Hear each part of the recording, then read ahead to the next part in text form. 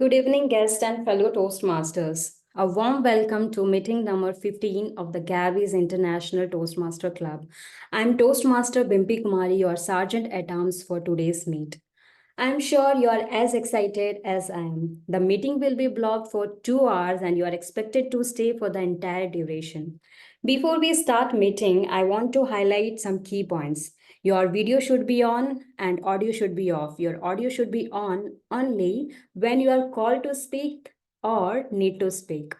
Regarding the topics of sex, religion, and politics, even the Toastmaster International doesn't put any restrictions on speaking on this topic. At the Gabbys Toastmaster, we request all the speakers and the role takers to be mindful and responsible and abstain for expressing any controversial views on these sensitive topics.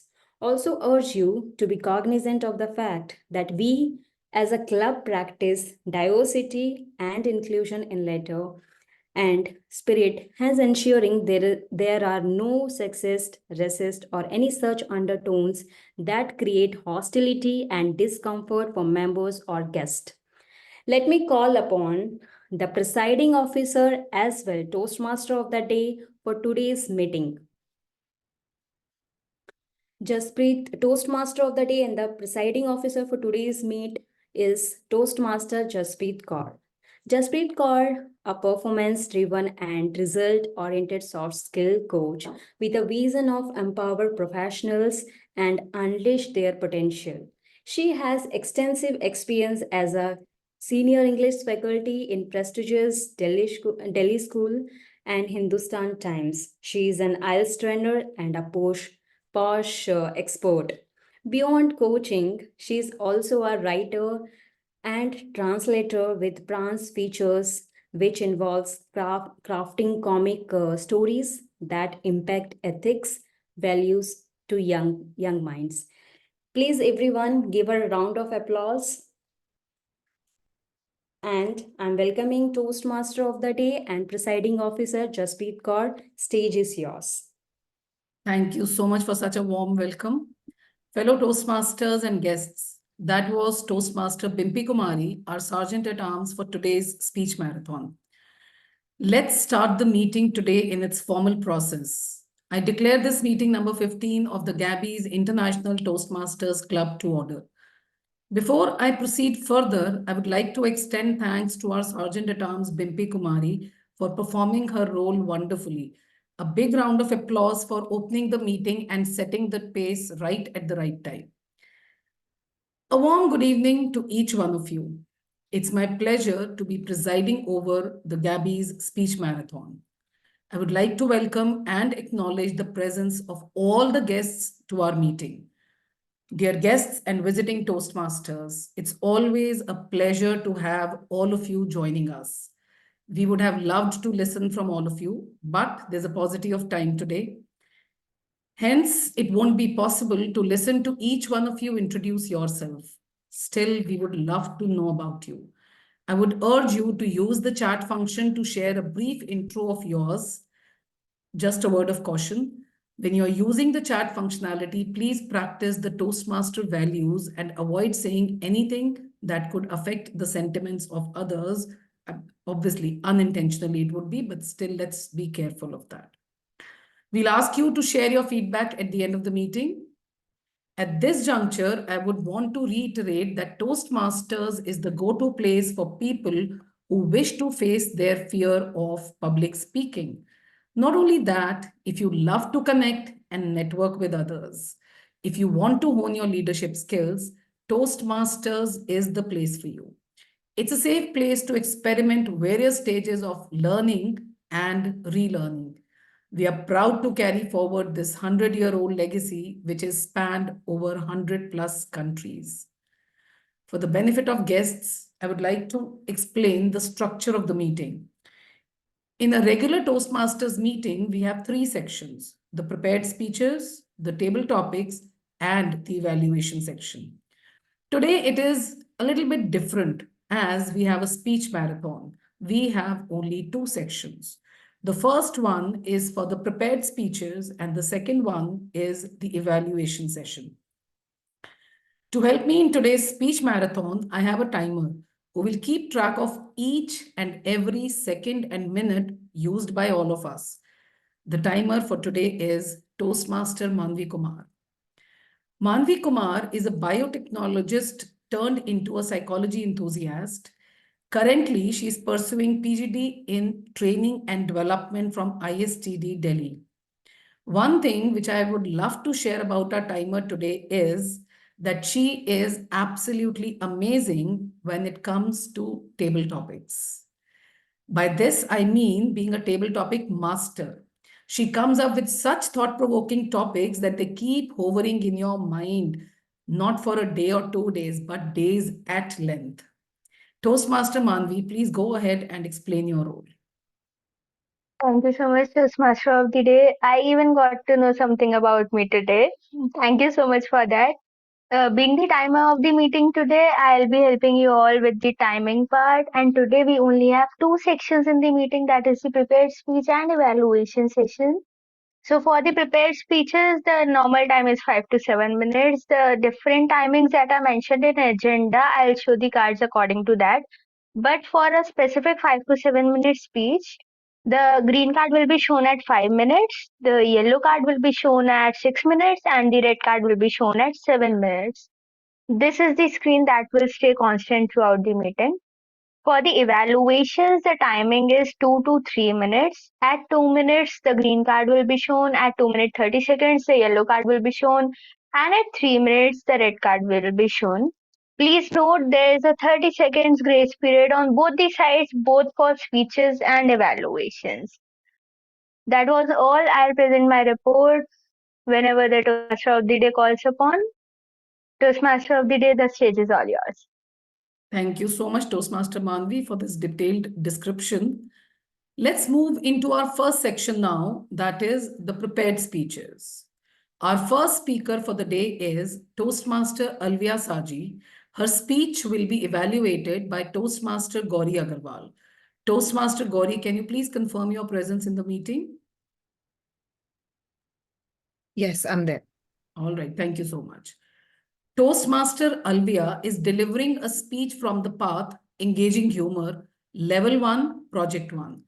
The name of the project is Icebreaker. The purpose of the project is for the members to introduce themselves to the club and learn the basic structure of a public speech. Timer, please note, the speech duration for Alvia is 4 to 6 minutes. Alvia, a diligent intern at Signify, brings her talents from Christ University to the tech world.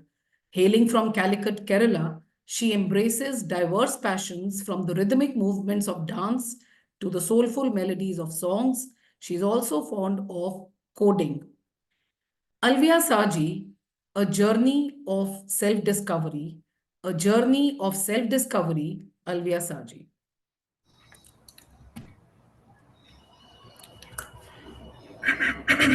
All right. Ladies and gentlemen, allow me to paint a picture for you. Envision a young girl driven by an insatiable desire to break free from the confines of conventional norms surrounding her. She diligently applied herself, excelling both academically and in extracurricular activities throughout her school days, always striving to make her parents proud. Yet, beyond the pursuit of parental approval, she was fiercely self motivated, fueled by an unwavering belief in her own potential. With determination blazing in her eyes, she dared to challenge the status quo, pleading her father to allow her to pursue her dreams outside the borders of her hometown in Kerala. Her rebellious spirit propelled her forward, and against all odds, she succeeded in securing a ticket to the vibrant city of Bangalore with dreams as high as the coconut trees back home. As I immersed myself in the culture of Bangalore, I joined clubs, made friends, and embraced every opportunity that came my way, hoping to learn, grow, and expand my horizons. Yet, amidst the laughter and excitement, there lingered a sense of unease, a feeling that I was merely skimming the surface of life's vast ocean. The fear of speaking up, the constant battle with self-doubt, and the overwhelming pressure to conform just weighed heavily on my shoulders. But it wasn't just the external challenges, you see, that held me back. It was also the internal struggles too, the deep-rooted insecurities that kept me trapped in a cycle of self-doubt. And no matter how hard I tried, I couldn't shake the feeling of inadequacy, the fear of failure looming like a dark cloud over my aspirations. I tried to blend in. I tried to mold myself into the image of what I thought I should be. And the more I tried to fit in, the more I lost sight of who I truly was. It was simply futile and exhausting. But amidst the chaos, I discovered the power of self reflection. And here's the thing about it, guys, it's not about conforming to any standards or fitting into predefined boxes, right? It is about peeling back the layers, uncovering the depths of our true selves, and embracing every facet of our being, flaws and all. While I might sometimes have felt stifled in my hometown, it's the place I hold dearest, and having it has enriched me in countless ways, right? And there's something really, truly unique about the way, the people there come together. It's just, equivalent to like sipping a steaming cup of chai on a rainy afternoon. And it's a place with a profound sense of unity, empathy, and emotional interconnectedness that I really have encountered elsewhere in my experience. I cannot not talk about my roots when sharing my story, as it is integral to understanding who I am.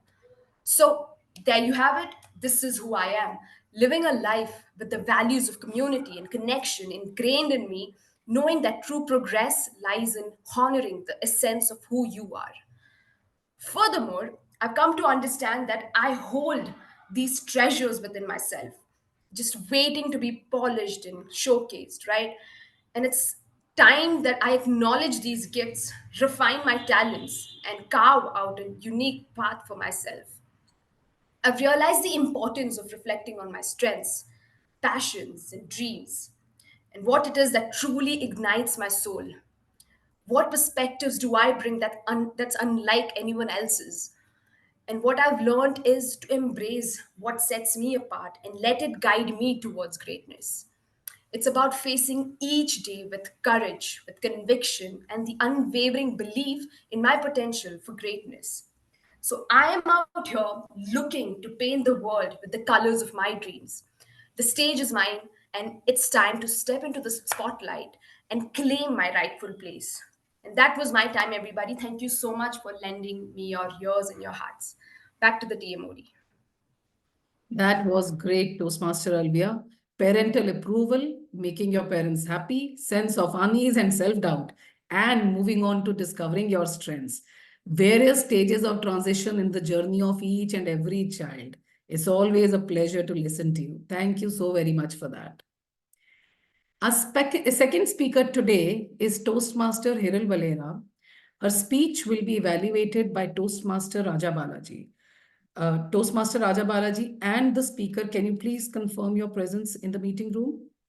Yes, I'm there. And the speaker, yeah, the speaker is also there. Fine. Yes, I'm there. All right. Thank you so much. Toastmaster Hiral is delivering a speech from the path Presentation Mastery Level 1 Project L1P1.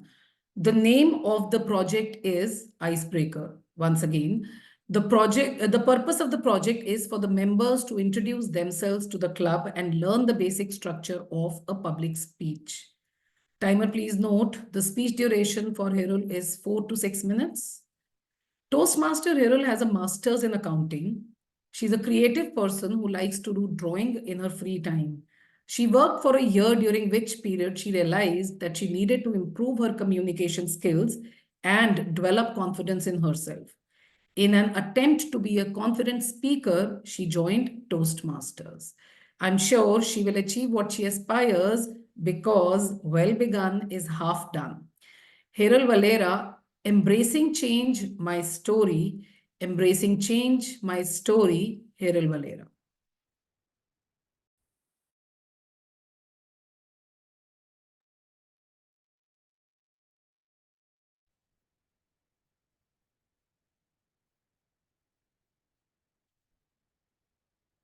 Dear Toastmaster of the day and fellow Toastmaster,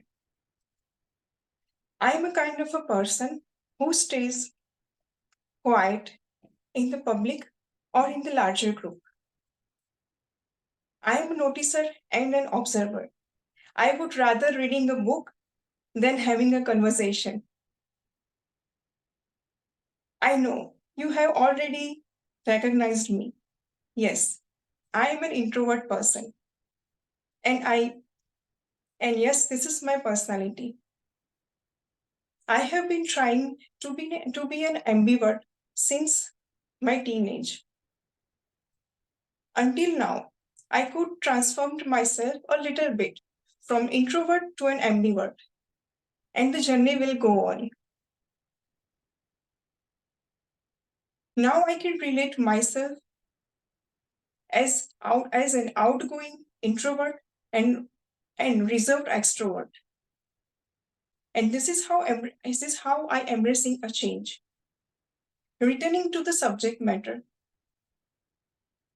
I born as a first child over 30 years ago in Mumbai, and I grew up in Ahmedabad, and I did my schooling and post graduation from Gujarat University in Ahmedabad.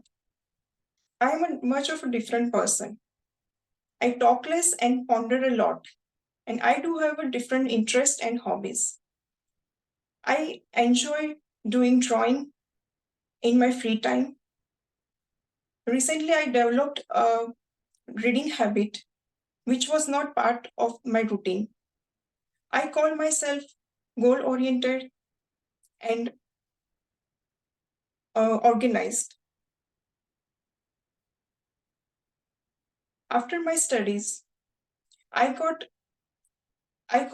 fortunate to be married, and I settled in the Netherlands, and I worked more than a year, and I realized the importance of communication, public speaking skills, and interpersonal skills. I came across Gabbys Toastmaster, and I got acquainted with TM Nancy 1 year ago. It took me 1 year to join a Toastmaster. It is a challenging for me because in the Toastmaster, I have to be with people, and I have to give a speech in front of everyone, and I have to get out of my comfort zone, and that is the challenging part for me. But see, here I am, thanks to TM Nancy, TM Sudharma, and TM Smriti. They supported me, and they motivating me. They push me, and they give me this opportunity. Embracing change exposes my strength, and it helps me to learn more things. And this is how I am embracing a change. Here I would like to conclude my speech with a few Dutch words which I am learning. Feel success, that is good luck, and Badant, that is thank you. I thank you to all for having me here and welcoming me. Over to you, Toastmaster. Thank you. Thank you so much, Hiral Valera. You were an introvert, but I'm sure you are at the right place now, and we'll see you moving ahead with leaps and bounds, delivering speeches every now and then. Thank you so very much for pouring your heart out to us. Thanks a lot. Now, moving ahead with the third speaker now. Do we have the speaker and the evaluator in the room? Third speaker for today is Toastmaster Sudharma Perera, and the evaluator is Toastmaster Preeti Jain. Okay, I can see both of them. Fine, let's move ahead then. Sudharma Perera's speech is from the path Visionary Communication, Level 2, Project 1. The project name is Understanding Your Communication Style. The purpose of the project is for the member to learn about different communication styles and identify his or her own primary style. The purpose of the speech is for the member to share the impact of his or her style on others. Timer, please note, the speech duration for Sudharma is 5 to 7 minutes. Toastmaster Sudharma Perera stays in Venapuva, Sri Lanka and is a fellow chartered accountant. She has an MBA from the University of Sri Jayawardhanapura, Sri Lanka. Sudharma is the Vice President Education of the Gabbys Online Toastmasters Club. There is so much to do and so little time left for Toastmaster Sudharma after meeting all the commitments and deadlines that she loves to get some peaceful sleep. Sudharma Perera, tell me quickly, Sudharma Perera.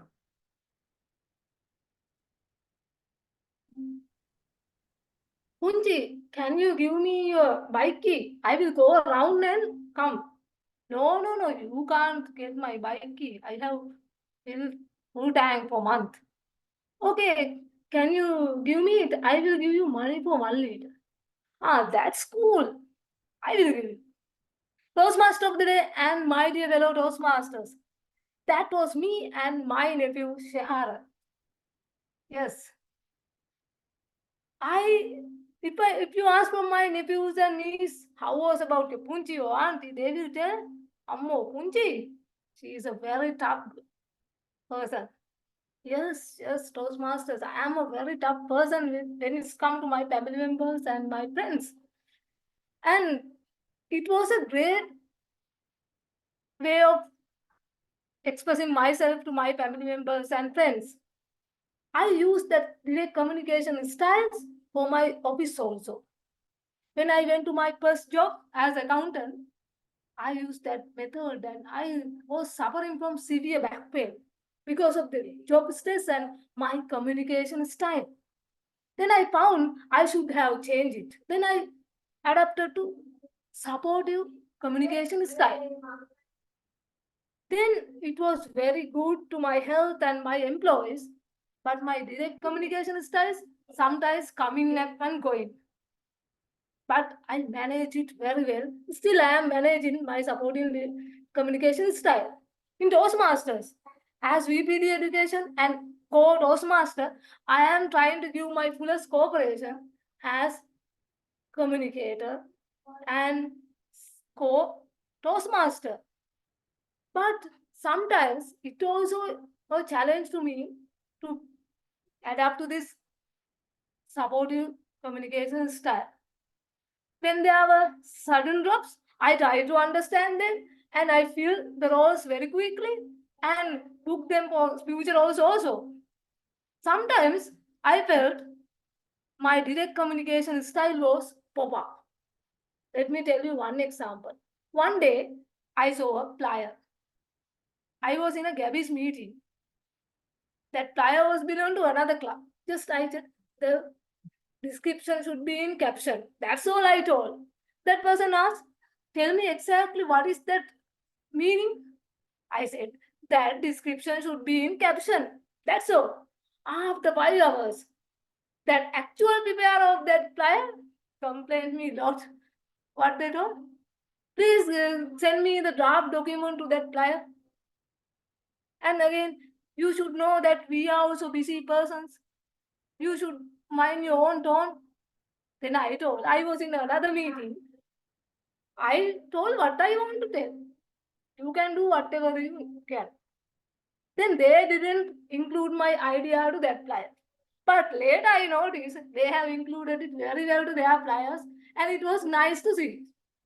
In another thing in Toastmasters, I shared some timers briefing to another club member in Sri Lanka. Then when I was working, I am sharing these things. Then he asked that 30 seconds grace period for TT is in the upper end, no? Then I said quickly, yes. Then he said, then please share the same in future. I thought, what is that? Please share the same in future. What? I shared it correctly. Then I re-scanned the messages. Then I found I shared the correct thing. He asked wrongly. Then I thought, no, this is the right way. This is lower end, not upper end. This is the right reading. Then told, yeah, it is okay. I was confused. I thought, why these people are going here and there? Why can't tell it quickly, like me, like direct communicator? It's like the direct communicators like this. They want quickly answers, quickly questions. But when we are adapting to situations, we have to use that supportive communication skills also. I am doing it.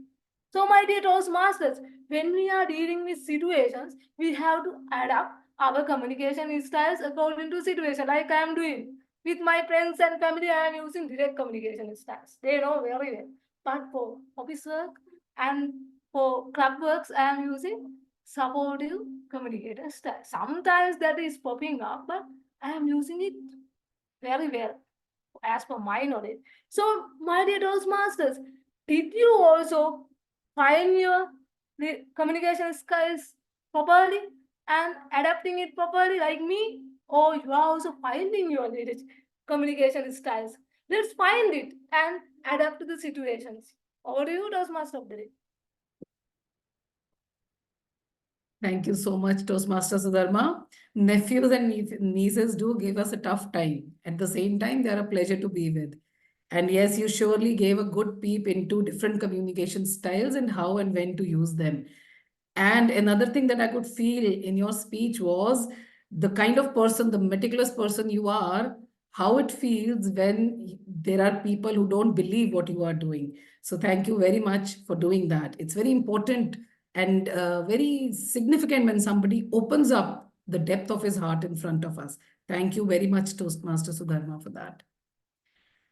Next, let's move on to speaker number 4, Toastmaster Priyamvada Sharma, and the speech evaluator, Toastmaster Manoj Nair. Can the speaker and the evaluator please confirm their presence in the meeting room?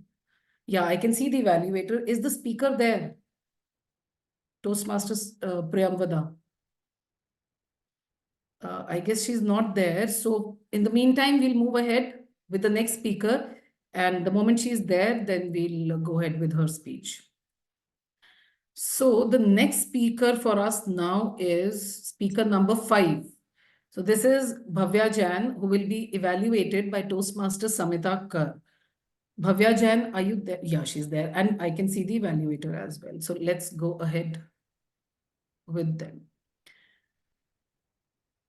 You will have to call my I know, interview. I'll do that. Don't worry. Yeah. So now Bhavya is delivering level 3, project 3 from the path Visionary Communication. The name of her project is Prepare for an Interview. Timer, please note the speech duration for this entire project is 5 to 7 minutes. Let me talk about the purpose of this project. The purpose statement of this project is for the member to practice the skills needed to present himself or herself well in an interview. So we do have an interviewer as well today, who is Malvika Mandalappa. She has worked in media for over 15 years as a director of photography and editor. She loves creating stories and currently she's dabbling in writing. She hopes to build confidence through Toastmasters and also improve her writing abilities by crafting speeches. All right, both of them are spotlighted. That's perfect.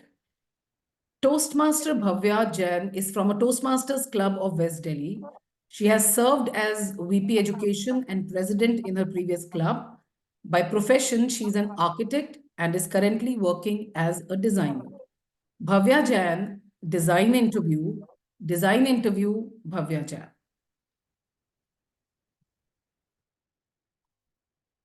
Hello, Bhavya. Hi, Malvika. Good to see you. Good to see you as well. Before we start the interview, I just thought it would be nice if you could just tell us a little bit about yourself. Yes. So I did my bachelor's in architecture, followed by a master's degree in interaction design. So my shift from architecture to interaction design is deeply rooted in the common thread of human-centered design in both the fields. Just as in architecture, where every corner and every placement of a room plays a significant impact on the user's life and behavior. Similarly, in interaction design, every pixel and location of a button have a significant impact on user. So I found a very common thing in both the fields, and that's how I decided to move my interest from the physical domain to a virtual domain. So I have a very holistic approach to design where I am able to sensitize with both the virtual and physical realms, and it defines me as a creative problem solver with both the knowledge of the fields. Okay. So what would you say would be your biggest strength in design? Like apart from the fact that you want to, engage with people and create, in terms of pure design and UX formats, what would you say would be your biggest strength? Yeah. So, being a designer, our biggest strength is communication. It is said that the good design is the one which is well defended. So, in a organization, there are multiple people, and everyone has their own ideas and viewpoints. But as a designer, it's important to us to be able to convince the person in front of us and just make sure that everyone agrees to our design. So I believe that I have good communication skills and able to convince others very easily. So what I try to do to convince others is not having people into argument and being able to convince my ideas and thoughts very easily. So I try to listen to what the other person is saying in front of me and then try to add on my points into that. And this way, the person doesn't feel like they have not been listened to or something.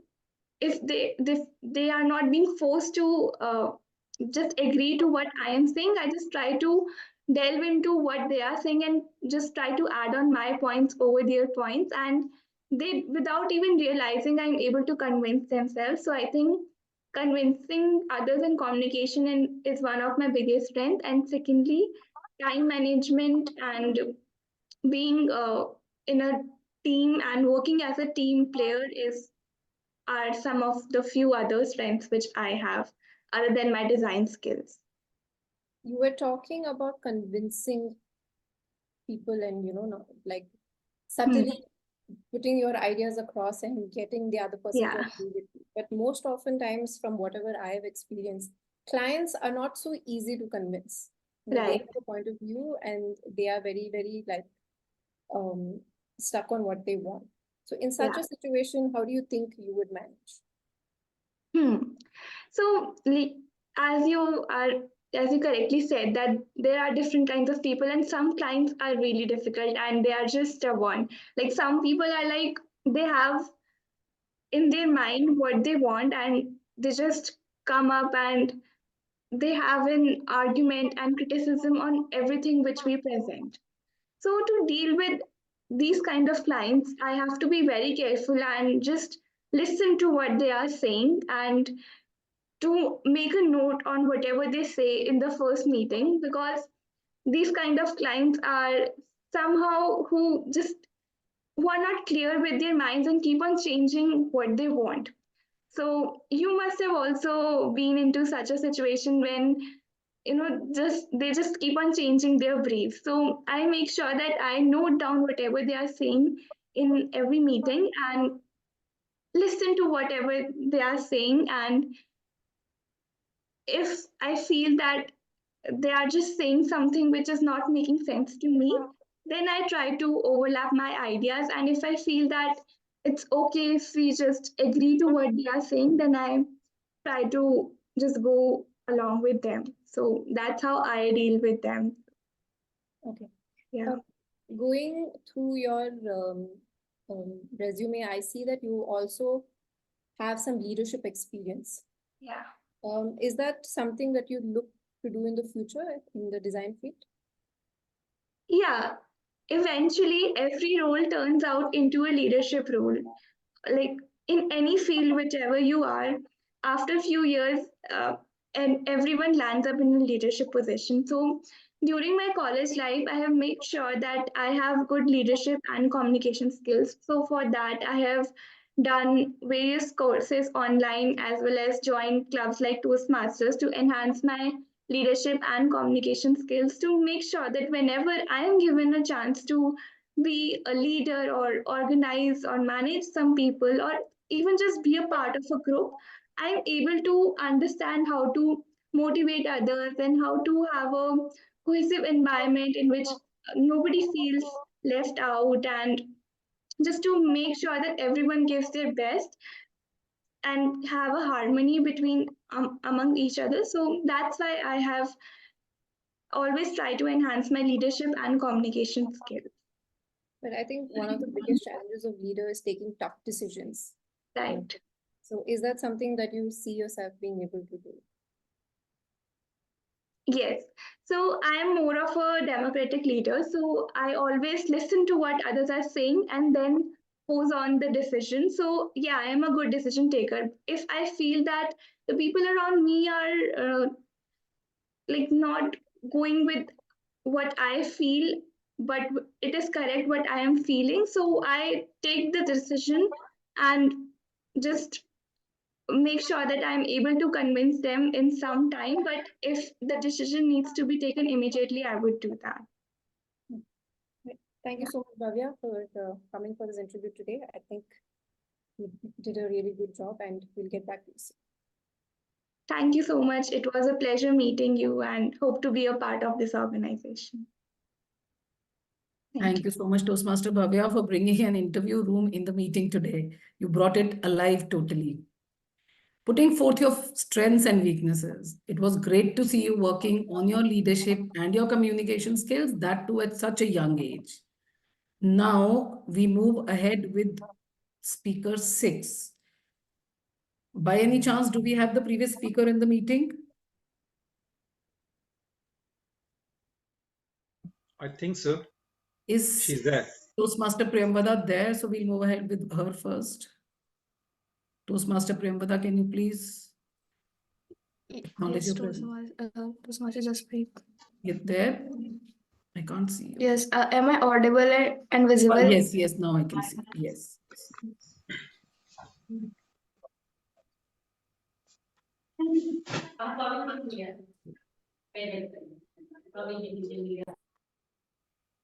Fine. So we have both the speaker and the evaluator. Toastmaster Priyamvada's speech is based on the path Team Collaboration Level 2 Project 1. The name of the project is Understanding Your Leadership Style. The purpose of the project is for the member to identify his or her primary leadership style. The purpose of the speech is for the member to share some aspect of his or her primary leadership style or discuss leadership styles in general. Timer, please note, the speech duration for Priyamvada is 5 to 7 minutes.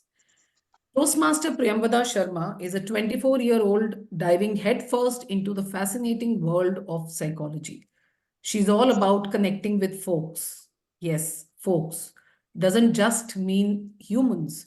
She has 4 special friends that are stray dogs, whom she meets every day. And that is fuel to her soul. Priyamvada Sharma, close to home. Close to home, Priyamvada Sharma.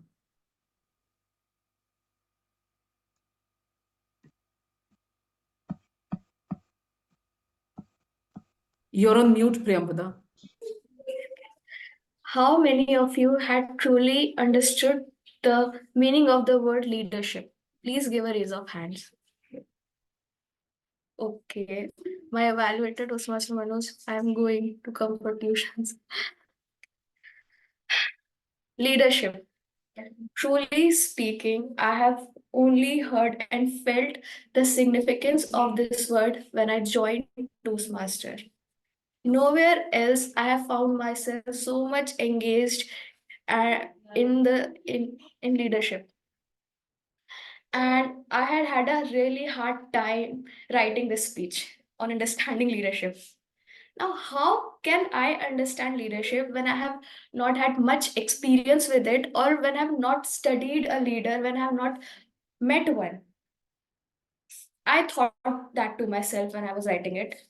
And yet, as I wrestled with these thoughts while drafting this speech, a realization slowly dawned upon me that perhaps without even realizing it, I have been surrounded by leaders.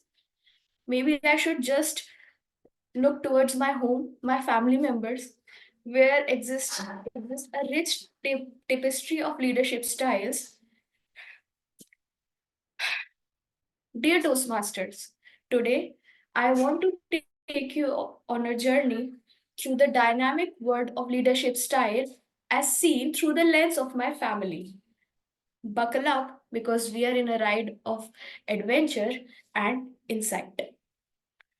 My mama or maternal uncle has an autocratic leadership style.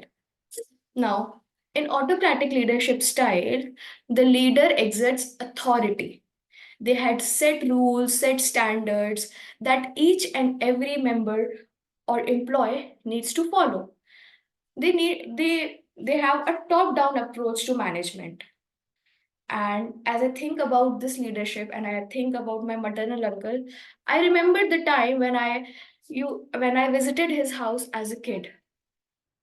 Now, he had set rules that everyone needed to follow. I I sleep for like late. I usually wake up at 10, but when I visited him, I had to wake up at 8. All of us had to wake up at 8 because that was the rule. And the results were quite a bit scary if we disobeyed him. So my cousin and I used to be scared of him, but I don't know. I still wonder how people used to follow him so lovingly. I truly felt rebellious. Now, on the opposite end of this leadership style, my paternal uncle has a laissez-faire leadership style in which he does not try to control the home environment. He just delegates all the work to his family members, my aunt, my cousins. Even even he gives them freedom to run his medical shop in his absence. Now, in laissez-faire leadership style, there is passivity where the leader allows the team members to do whatever to do the task with to do the task as they like. And as I was writing this, I realized that both of my uncles should learn something from each other. Like my maternal uncle can be a little free, can be a little passive. He can give a little bit of freedom to his family members, and my paternal uncle, instead of taking so much passivity, can take clear and quick decisions when needed. Now, as we reach the third style, the transformational leadership, only one person comes to my mind, and that is my grandfather.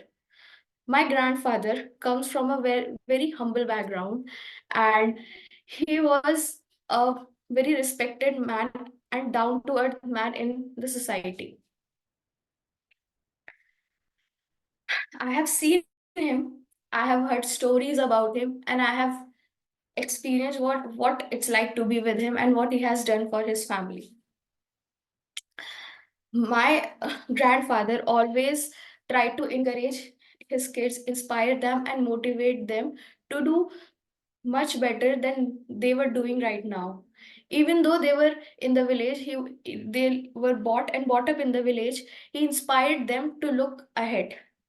I remember I remember a story that was told to me by my maternal uncle that when he landed a job in Mumbai, he felt so alone and fearful in that big city. And he had written this letter and posted it to my grandfather that he doesn't want to be there, he feels fearful, he feels lonely, and he wants to come back home. But my grandfather, instead of coddling his fears, instead of saying that come back, he had encouraged him to take up it like a challenge and be there. As you can all understand, in transformational leadership, the leaders try uh, try to better the members, try to transform the workings of an organization, and they inspire the members to do exceptional work. And that was my grandfather.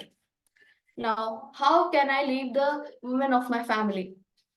My maternal aunt or my women in general in my family show a democratic leadership style. I have realized even when making dinner, they will ask everyone what they want to eat, what they want to eat, even though the last decision will be theirs, whatever is available will be made. And even in all the events and whenever any major decision is to be taken, the women in my family ask and discuss it with all the family members before taking any decision. The demands and needs are like given high priority. So in democratic leadership, the leader gives importance to the needs, thoughts, and views of the members of the organization, and then a decision is taken. Like, even though I had so much difficulty writing this speech, I came to realize that I can learn so much when I'm close to home. Now, in the past 1 month, I also, with the grace of God, got an opportunity to be a leader for my college departmental magazine, Scripting the Mind. Yet, I have tried to be a leader, but it has been one step in only understanding what a leader is like. I have not perfected it. And unlike the people who rose their hands, and amidst all the leadership styles, I have seen that sometimes I lent towards an authoritative style. Sometimes I need to be democratic, and sometimes I need it to be a little laissez-faire when the members had to do what they want to do. So I have still not been able to understand the dominant style that aligns with me. Maybe through this journey I will also realize that, I will also come to know that. But one thing that I have realized it, that leadership is something in which perfection is elusive. It's a journey, it's a process through which you keep getting better and better. As I would like to quote Maya Angelou, that do your best until you know better, and when you know better, do better. So that's all from my side. Over to our TMOD. Just Toastmasters Jaspreet. Thank you so much. Tapestry of leadership styles, that too from within the family, maternal and paternal. There are obvious reasons that they are poles apart. This was great. I enjoyed it. I could see the audience also enjoying it. You said it was difficult to write the speech. I believe you must have thoroughly enjoyed the entire process going back into your childhood. Thank you so much, Toastmaster Priyamvada, for that. Moving ahead, we have our speaker number 6, that is Toastmaster Upasana Ghosh. The evaluator is Toastmaster Sadil Jaitilake. Can the speaker and the evaluator please confirm their presence? Yes, I'm there. All right, the evaluator, I'm Toastmaster. here as well. All right, thank you so much. Thank you so much. Mm. Toastmaster Upasana's path is team collaboration, level 4, project number elective 1. Project name, manage projects successfully. The purpose of the project is for the member to practice developing a plan, building a team, and fulfilling the plan with the help of the team.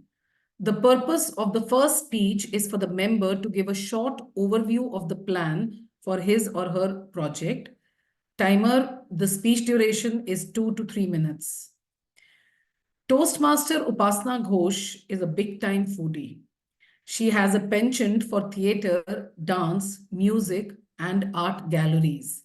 She has the experience of visiting 13 countries and loves exploring new cultures.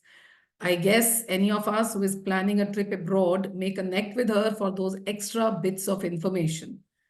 Currently, she works as a senior technical writer for an MNC. Upasana Ghosh, chop, chop, chop. Chop, chop, chop, Upasana Ghosh. In corporate world, everything is timed according to how much time can you give to this project, what is the delivery date, and how soon can you deliver your project. Same goes with every department. and I am no different.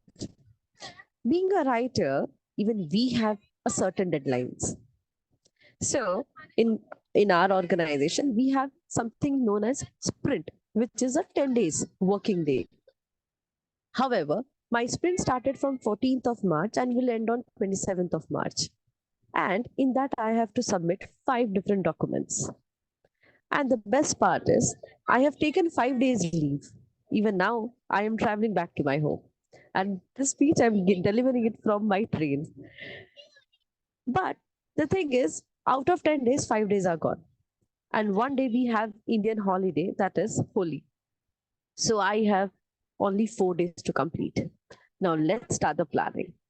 5 documents, 4 days, but there is only 2 documents which has to be completed thoroughly from the scratch, and other 3 have been already completed. These are the legacy documents. So I don't have much work to do, just bits and bits and just the image changes and everything. But the other 2, that's complicated. But since I had a trip planned, I had in the previous sprint only, I had got all my requirements from my product managers, from all my stakeholders. No matter what has happened, I have nudged them. Even at night, 9 o'clock, I have asked them, personally called them, I need the requirements. And through that rigorous planning and rigorous being behind them, I got my inputs. Through that input, I managed what to do, what not to do, and what are the priority levels. Also, we are 3 writers in our group. However, we all are individual contributors. Even though we work as a team, we are all individual contributors. We have 15 products, 5 each. None of them are correlated. So, taking help from other writer is also a task. But even though this being a tough challenge, I had my doc lead who has helped me with the planning. And she has even helped me how the things should work on. And I'm sure the moment I join my office, I will complete my work within the given schedule. Working under strenuous deadlines is always a challenge for me. But without a challenge, there is no thrill.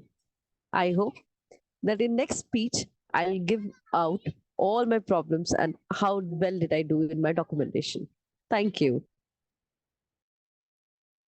Thank you so much, Toastmaster Upasana. Rigorous planning, working diligently, prioritizing, I guess, are the key aspects to claim success for anyone in any field. Thank you so very much for bringing that in front of us. Our next speaker is Toastmaster Chitrakshi Vij, and the evaluator is Toastmaster Joan Joseph. I hope both of them are there in the meeting room. Can you please? All right. Yes, thank you. Toastmaster Chitrakshi is delivering her speech from the path Innovative Planning, Level 5, Project 1. The name of her project is Lessons Learned. The purpose of this project is for the member to learn about and apply the skills needed to run a lessons learned meeting during a project or after its completion. The purpose of this speech is for the member to share some aspect of his or her leadership experience and the impact of a lessons learned meeting. Timer, please note, the time duration is 5 to 7 minutes. Chitrakshi Vij, a celebrated Toastmaster across clubs for her speaking style and a very supportive nature. She is a division contestant for Division B Table Topic Contest. She is so passionate about Toastmasters that her mother and her sister are a member of the Gabbys. She once even brought her dad as a panelist for one of the projects. This triple path breaker is a VPPR of the Gabbys International Toastmasters Club. Chitrakshi Vij, trust the process. Trust the process, Chitrakshi Vij. Leaders are born, not made. This was my motto for most of my life. As the firstborn child in my house, I know I had to lead the way every single time. Every time someone spoke to my brother, I remember crossing my arms or folding them and saying, "Hey, I'm right here. So just be careful." Where every birthday party that we went to, I would pick up his drinks and food and say, "Hey, Auntie, he's not allowed to eat that. Could you please keep that away from him?" And very soon, I didn't realize how leadership became a very personal thing for me. It became a skill that I practiced.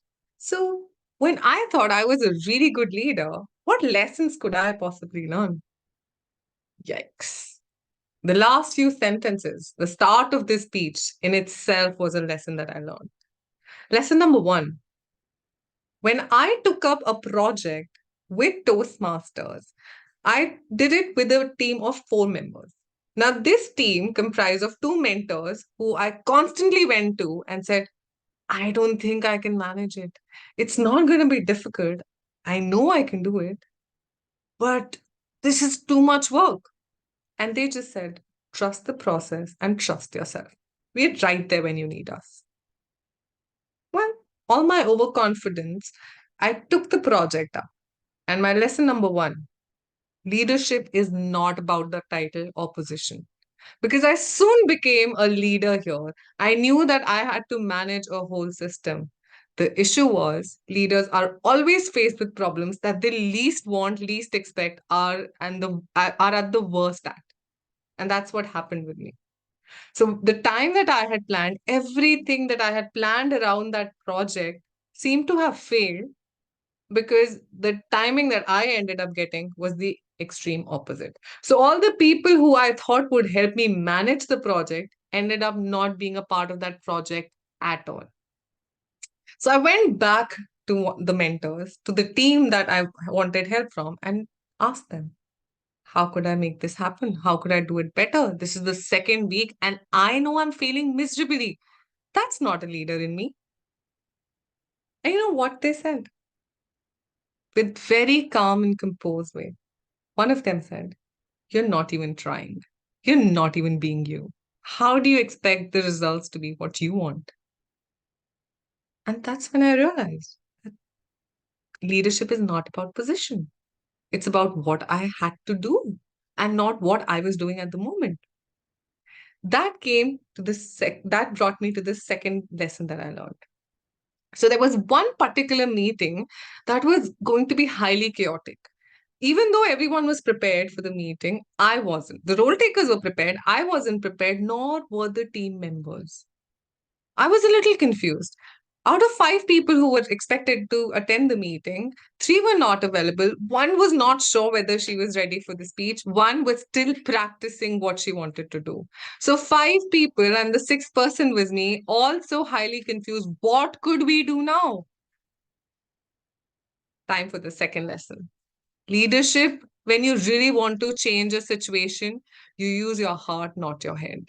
You want to change people and the way things happen, change what you're feeling and think from your heart. And that's what brought me back to college. How about a mass punk? If nobody shows up, I have to cancel the meeting.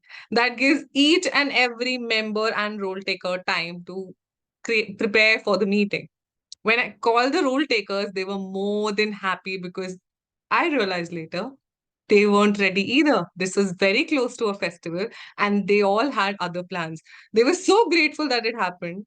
Now, that one meeting in the project changed the entirety of the project, changed the flow of the project, changed the mindset. When I went back to my team and discussed this, I got some shrugs and I got some squints. But it was a, you did it well. This was being you nod. And I was happy that I could take on leadership more courageously and strongly than I had before. All of this seemed to have been fine. But one lesson, which is my third lesson, but the strongest and most powerful lesson that I learned, that happened after the completion of the project. I've often heard people say, and these quotes being narrated, where people are talking about how leaders there, they show the way, they're there, but they don't have to be in the forefront. It doesn't matter whether someone knows the leader or not. As soon as the work is done, the leader goes and everyone else says, hey, we did it ourselves. I was introduced as the person whose mother and her sister are a part of Toastmasters. And my mother was also part of the project that I did. But you know what changed about me and the lesson that I learned? When it was her graduation, the last speech, from getting her on board, from scheduling every meeting for her, from putting her into the project at a particular time, to calendars and schedules and reminders and switching on laptops for her, making sure she attends the meeting. I was there for all of it. But when it came for her speech, I wasn't a part of it. She did not even mention my existence in that entire speech. I was flabbergasted. I was sweating profusely, and I called her and I vented. I said, this is not okay. And that's when one of my team members called me. The same team members who've been mentors throughout. They said, we know you did it. We will talk about it because we know how hard you've worked on it. Don't expect from anyone else. And as could be, I did not expect it, and I did not really get it from everyone else till the very end, where there was a mention or two. But that feeling of knowing that I had people who recognized, understood, and knew my worth was the best feeling. So, as a leader, it's not about position or authority. It's about the people who are influencing you and people you can influence, the people who are backing you up and who will always be there for you. So, when you think you're a leader and you've learned all your lessons, think again. That's when a new lesson is awaiting you. Trust the process. And remember, there's a team always with you. Back to you, Toastmaster of the day. Thank you so much, Toastmaster Chitrakshi, the protective elder sister to becoming a leader. The lessons learned in the process. Your speeches are absolutely amazing, enriching because of the plethora of emotions that you bring into your speeches. Thank you very much. And yes, we will trust the process. We should and we have to. All right, moving on to the next speaker. We have Toastmaster Shilpa Reddy. Her speech will be evaluated by Toastmasters Preeti Mohanty. Can the speaker please confirm the presence? All right, yes, she's there. Yes. And the evaluator I can see there. Shilpa is delivering her speech from the path Presentation Mastery Level 5 Project 2. The name of her project is Panel Discussion. The purpose of the project is for the member to apply his or her skills as a public speaker and leader to facilitate a panel discussion. Timer, please note, the speech duration for Shilpa is 20 to 40 minutes. Toastmaster Shilpa Reddy is an image consultant, corporate coach, an ex-corporate herself, and an entrepreneur by heart, a risk taker career-wise, a night owl and a compassionate capitalist at work, a travel buff and a music lover who enjoys riding bikes as well as cooking. Shilpa Reddy, glossophobia in the corporate world, Shilpa Reddy. Thank you so much, TMOD. Can we have the panelists spotlighted, please? We have 3 panelists.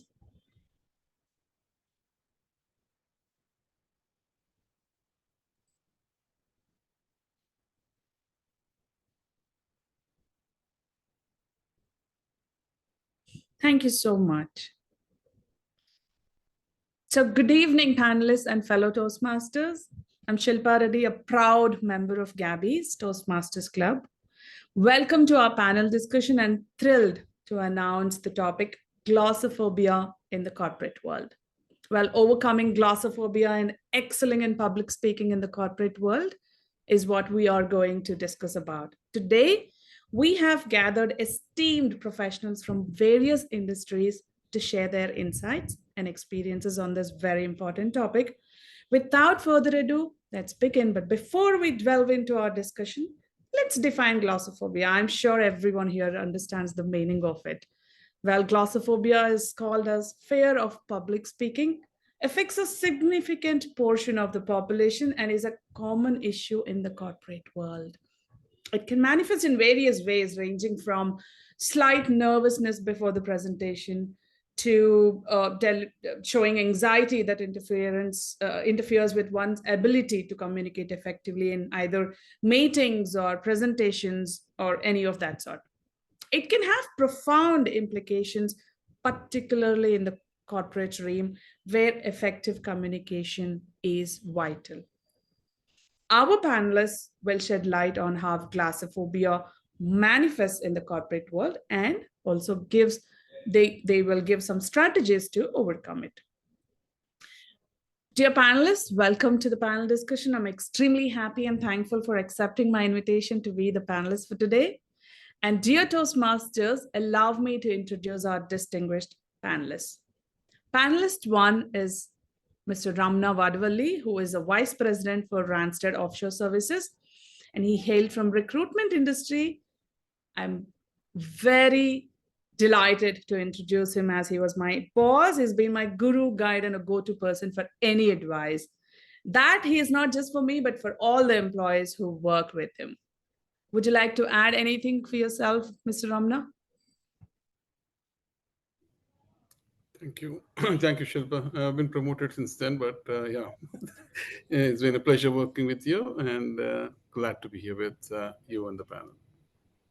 Thank you so much, Mr. Ramna. Our second panelist for today is Dr. Mamata Raipati. She is a Deputy Managing Director for Aster Ramesh Hospitals. Hails from healthcare industry. She's been a TT national player and a Soviet Land Nehru Award winner. She's an MBBS. She's an MBA from IIM Bangalore and has been instrumental in guiding Aster Ramesh Hospitals towards becoming the only JCI accredited hospital in the state of Andhra Pradesh. Thank you, Dr. Mamata Raipati, for accepting the invitation. Would you like to add anything for yourself?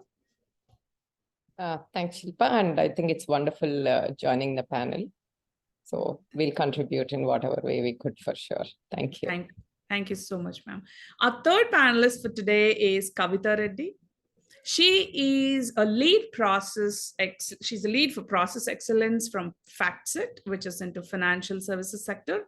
She comes with 20 plus years of experience in banking and finance sector and has led several empowerment initiatives in the companies that she has worked with. She's a dear friend to me as well. Kavita, would you like to add anything? Well, I would just say a very big thank you for giving this wonderful opportunity. It's really wonderful to be part of any of the Toastmasters clubs. I've been in one of those in FactSet itself for a few months. Awesome. Awesome. So you know how it works. Absolutely. Audience, please note that the time will be allocated for question and answers towards the end of the session. But if you have any questions meanwhile, please feel free to leave it in a chat box and we will address those questions towards the end. Now, coming to the panel discussion, I have the first question for you, Mr. Ramna. How does glossophobia manifest in the corporate world? And what are the common symptoms and manifestations? And does it impact individuals' professional growth? Your thoughts, please. It of course manifests. There's no doubt about the fact that it would. But does it impact everyone? I doubt it. All right. The reason I say that, and when we're talking about this, we're not really talking about just the comm skills or conversational skills, right? We're talking about potentially someone standing on the stage and speaking to 1 million, maybe? Did I get the definition right? Yes. Or am I missing the point, right? So I think to be able to communicate is a life essential skill, right? There's no doubt about it. But when we're talking about glossophobia, we're talking about ability to be influencing a lot and you have something to share, but you are battling a fear. And when you're in early stage of a career, probably that's not even required. You grow up into the need to have ability to influence a lot of people with in one go.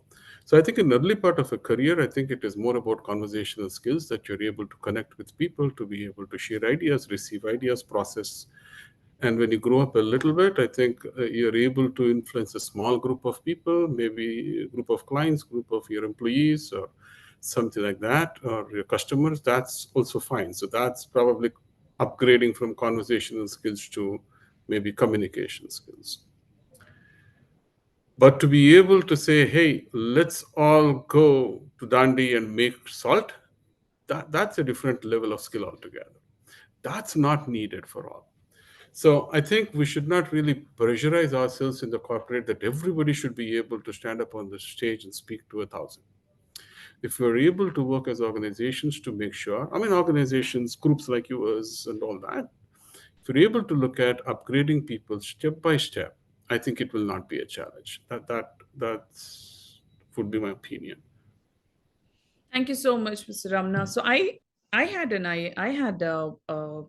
opinion that glossophobia, one has to overcome that right from giving interviews, not just at a later stage in the profession, but yeah, to an extent, yes, I agree to what you say. Kavita, what are some of the common challenges individuals face when speaking in public within a corporate setting, and which affects their career advancement? As Mr. Ramna said, it is much required at a later point in their career. So what do you think about it? Thank you for your question, Shilpa. Well, I would be quite specific with my answer on the related to specific to the corporate industry and would relate more to my current job profile where I am a lead for process excellence. And I'm sure this is a process improvement department in any company right now. So one of the most important point, my observation is on while people are actually trying to talk about any of the process improvements in a corporate industry, the most important fear in their mind is about being judged. People think that, okay, is this a small idea? Or they think that, okay, is it a small or a big idea? Oh my God, with 10 years of experience, if I'm going to walk up to my boss with this idea, is he or she going to say that, hey, that's such a silly idea? But sometimes the smallest of the smallest ideas make the biggest difference. So one thing is a fear of being judged. That is one of the challenge. And the second most important, I would just limit it to two challenges major. The second important thing is they have a fear of, forgetting what they are going to talk. And this majorly happens, again, relating to the process improvement department in a corporate industry. People just speak without any information or being confident about the concept or an information or a data. So a fear of forgetting their points and a fear of being judged is something, two major challenges, what I have seen with my experience. Thank you so much, Kavita, for sharing your thoughts. Panelists, this is for all three of you. Could any of you share a personal experience where glossophobia impacted your professional life? And when did it happen? Can I come in, Shilpa? Please, Dr. Mamta. No, coming to me, actually, fortunately for me, I didn't have glossophobia because right from the school, I'm a KV student, and right from the school, luckily, we had too many debates and elocution sessions going on very frequently. So maybe that's the reason public speaking was not difficult for me. But I faced this with one of my own close relations to the extent that they didn't want to even raise as leaders and wanted to stay back and stay backstage. And then they were averse to promotions also because public speaking was the biggest problem. They had to lead people, at certain roles, and which they didn't want to do. So she kind of didn't take up the job and stayed back. So I think that's the importance of public speaking. It doesn't allow us to reach certain levels if you're not able to communicate to people properly.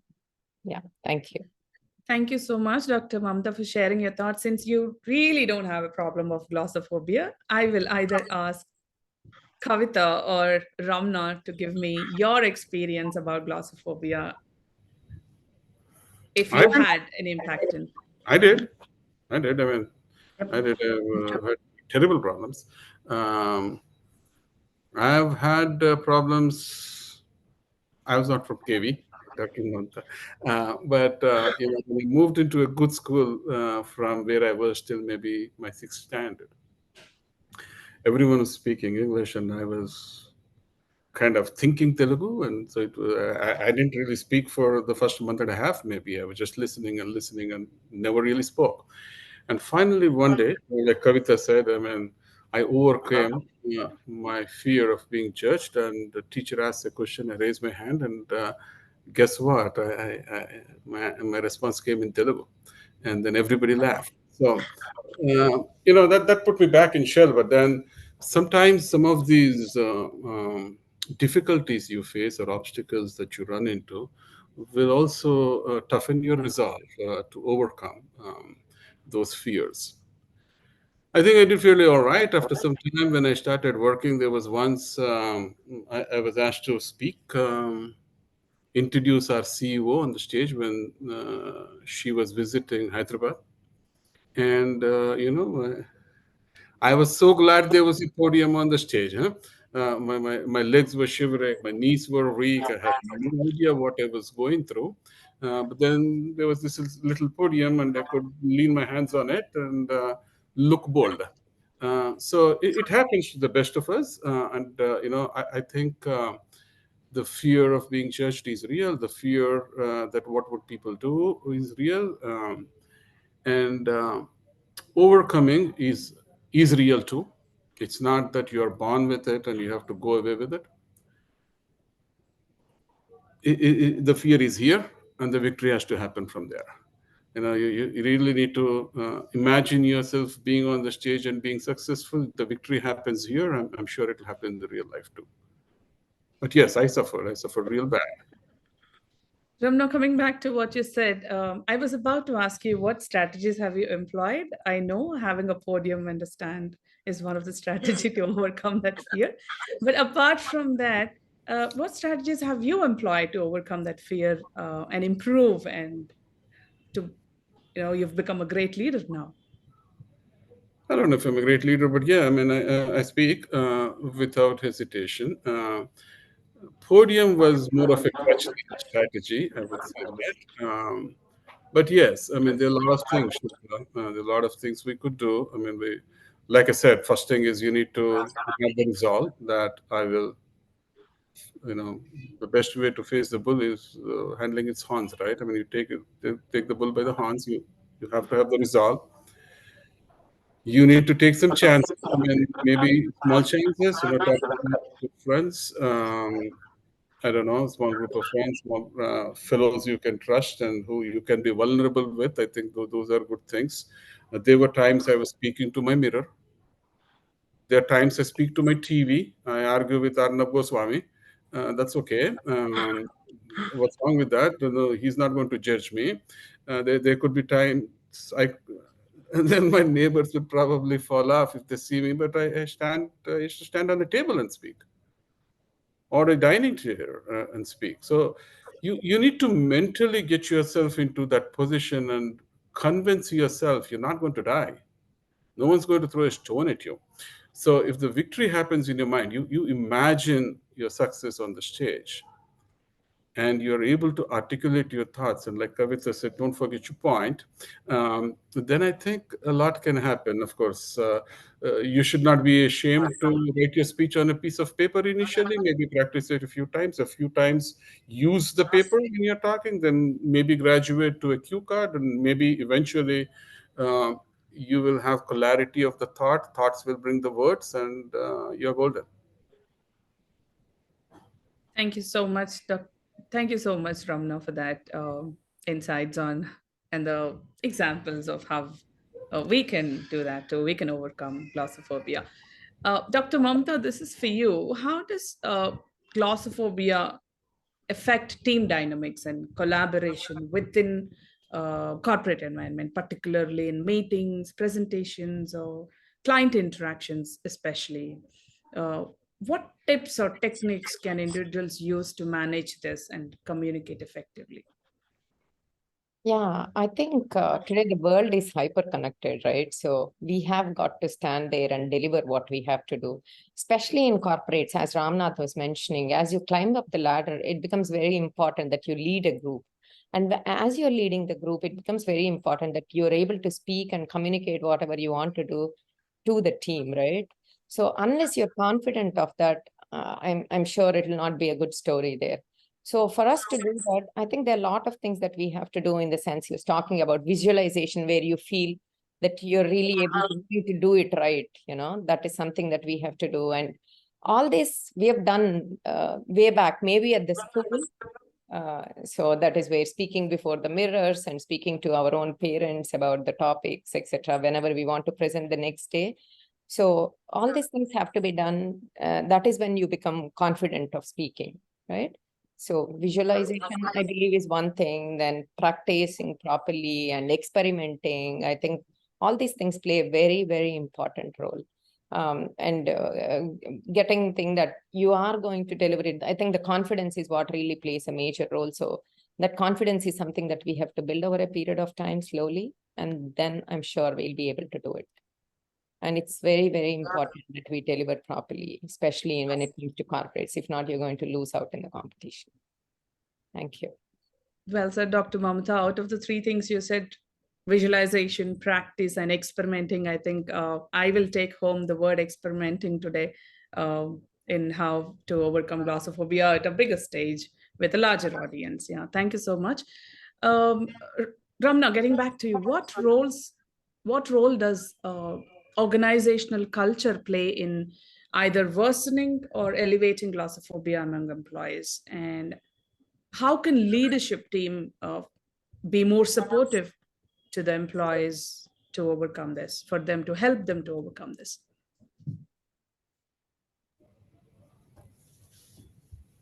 Let me think aloud here, Organization will have profound impact on its people. There is no doubt about it. And people have profound impact on organizations' culture. It's a two-way street, right? I mean, you're only as good as your people are. And if you hire the right people, you have the right culture. Right culture grows more right. Converse is unfortunately true too. Let me start with what leaders can do. Leaders have to be okay to let their vulnerabilities be known. If somehow we are driving a message that you're infallible, you are God's gift to humanity, and that's the only way you can lead, then you're putting everybody back into a shell. When leaders are humanizing themselves and they fall and they don't hesitate accepting a failed, that's okay. That tells people that, okay, I can dream too. So you don't have to really, I don't know if I can use names, but there are some politicians who are known for their language skills, and you need to use a dictionary to understand what they actually meant. That to me is a deal breaker for any leader. So if leaders and culture should be simplify the language, get the concept out, the fundamental thing is the person able to understand what I meant the way I meant this person to be understood. So if the culture is an open culture where people are able to speak, that people have maybe opportunities to be heard without being judged, and leaders are not living in ivory towers, and they fall too and accept their failures. That I think is a great culture for people to gain confidence to go through. The second thing I think is leaders should not pressurize people to grow faster than they're prepared to. And I'm guilty of it myself many, many times. You see a high potential in an individual and you put immense pressure on them because you want the next best thing to happen in your company, and you just break them down. So I think to have patience while it is growing, it takes its time to grow. So I think to have a nurturing culture where people can grow at their pace, I think is equally important. Those would be my 2 points. Thanks for your thoughts, Ramna. Would you like to add anything, Kavita?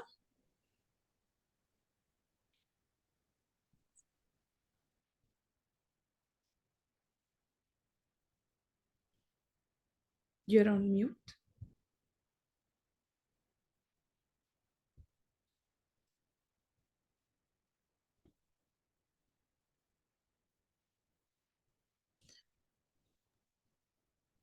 She's on mute.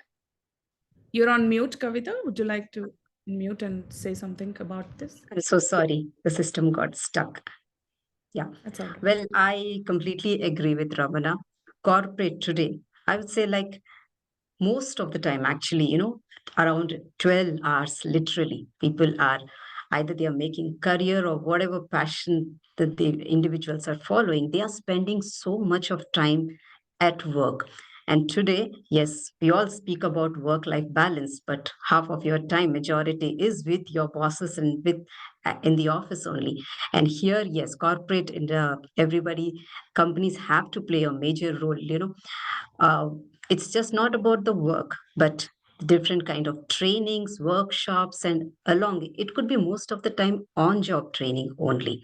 And until unless the corporate people they invest in their own employees, only then people can grow, because domain expertise is not the only thing that is gonna take the companies forward.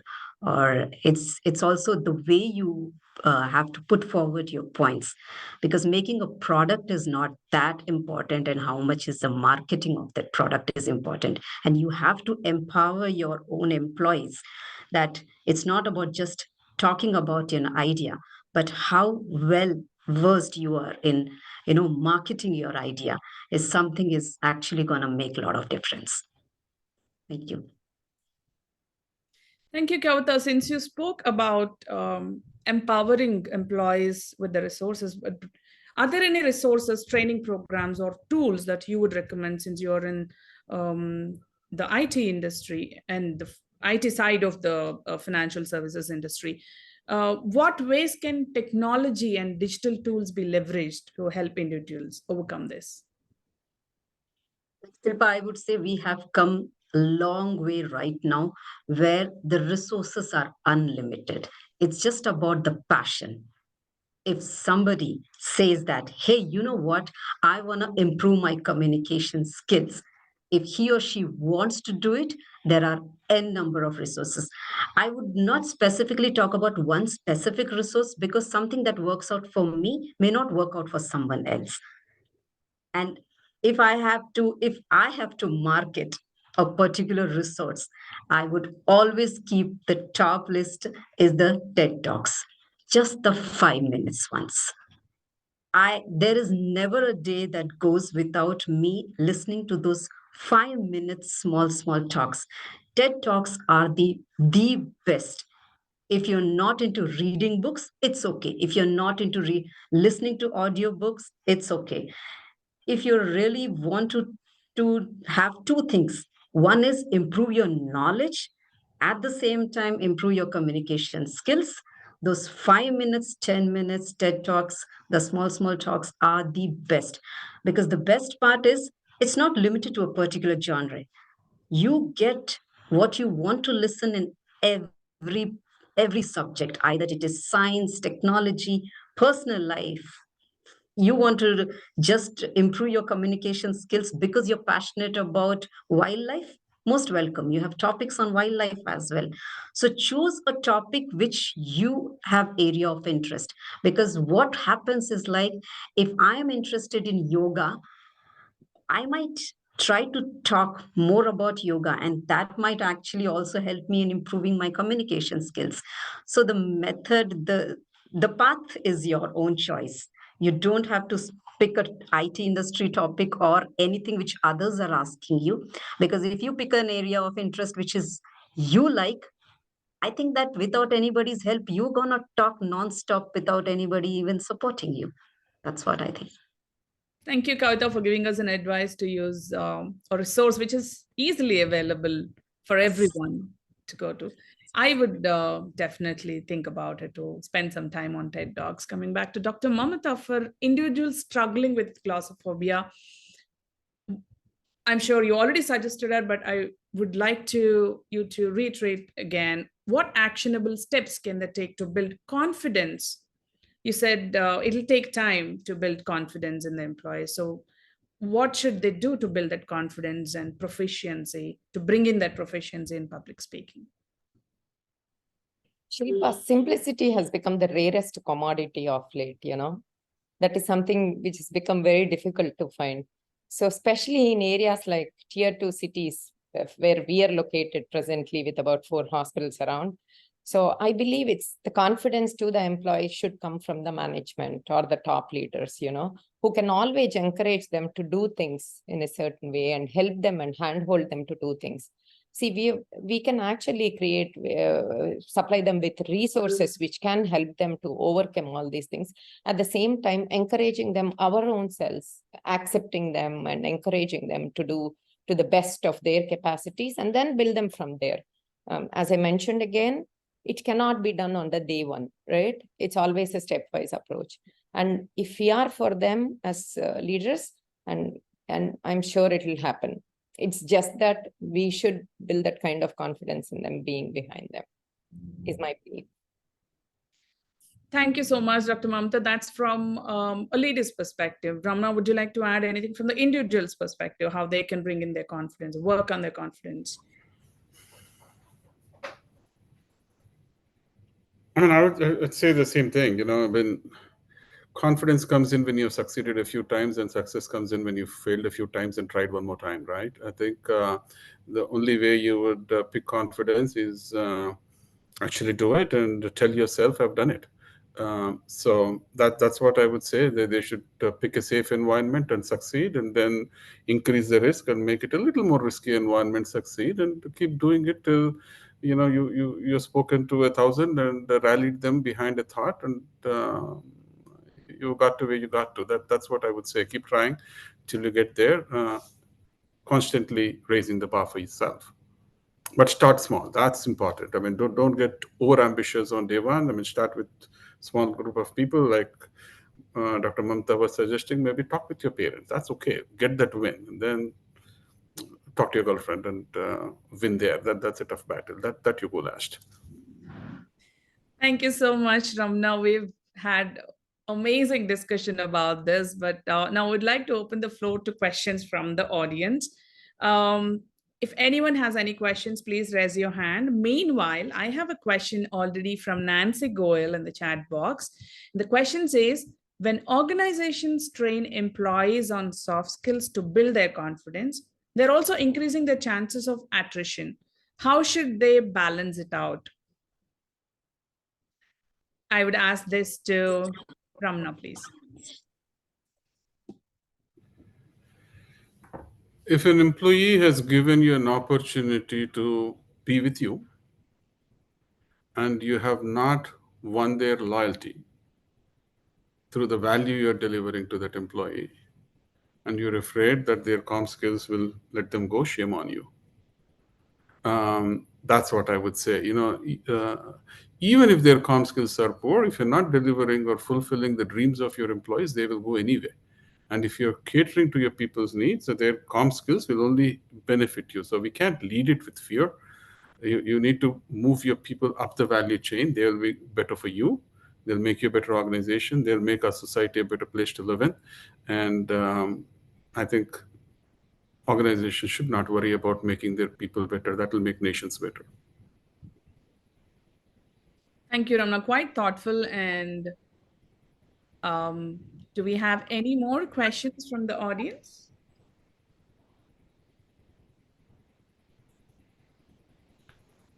I hope, Nancy, that answers your question. And any more questions? Yes, it does. No more questions from my side, Shilpa. Thank you. Thank you, Nancy.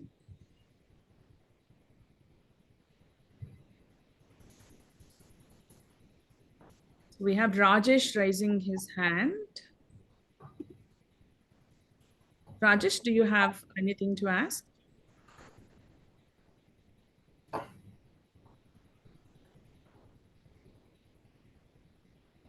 It's Chitrakshi raising her hand. Okay, I see Chitrakshi as well. Yes, please go ahead, Chitrakshi. Yeah, hi, thanks, Shilpa. I really like the panel discussion. I have a question anyone can answer. I believe that cultural and regional differences influence the glossophobia quite a bit for people. So how can one make such changes or address this issue, maybe the organization or individually? How can you address such issues so that it's not as prevalent? I can take that. Thank you so much for the question, Chitrakshi.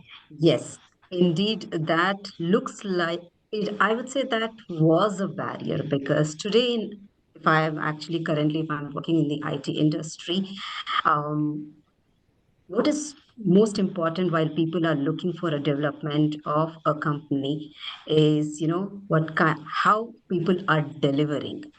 Even gender bias is an old story. Region, all these have become an old story nowadays. That's something, a fact that I am looking for. I see around me. But still, if in a team, if you find that there are people who are actually finding that bias, as a leader, and I would agree with Ramana that as a leader, it's our responsibility to make sure to create an environment in such a manner that people speak up. And when it goes back to the same definition of performance management, because everything is again interlinked to performance management, either it is soft skills or anything, that as a leader, we create an environment that if there is somebody who's feeling insecure to even speak up, as a leader, we need to create the environment around that people speak up. And nowadays, what I see is if people have some real good ideas and if people have the required talent, communication is important, but most important is the person confident enough to come and even talk about his idea, even though the skills, communication skills are not up to the mark. But as a leader, we can actually go back and encourage and create an environment. Does that answer, Chitrakshi? Partly because I think isn't that too much of a strain on a leader and too much expectation of confidence from the employee? Because yes, I mean, of course, I want to be confident and ask those questions, but there are certain factors culturally or maybe because of my own perceptions or shortcomings that I'm not able to do it. So how and I'm not able to address this on my own. So how can I expect a leader in a professional setting to understand my insecurities, address them, and send me to confidence? I mean, it's asking too much. And to be very frank, Chitrakshi, thank you for that extended question. But yes, you actually gave an answer in your own question. It is a big responsibility on the leader's shoulder. When I had a team of around 10 team leaders who were reporting to me, it was a responsibility. There's a beautiful concept of servant leadership. Everybody should read about that who wants to become a leader. You need to have that. That is almost like an obligation. And if you do not take that complete responsibility on your shoulders, it's really not easy to get the best out of your team members. And in today's environment, why do we have these supervisors, managers, senior managers in those individual contributor role? They have these teams because it's their responsibilities. Now, if you're not able to create that environment where a person who's feeling insecure and he's not able to give the idea, then I think people have to give a second thought and they should move out of that supervisory role. In 20 years of my experience, I would say that I loved my role because there were people who were like not even able to talk and not even able to communicate properly.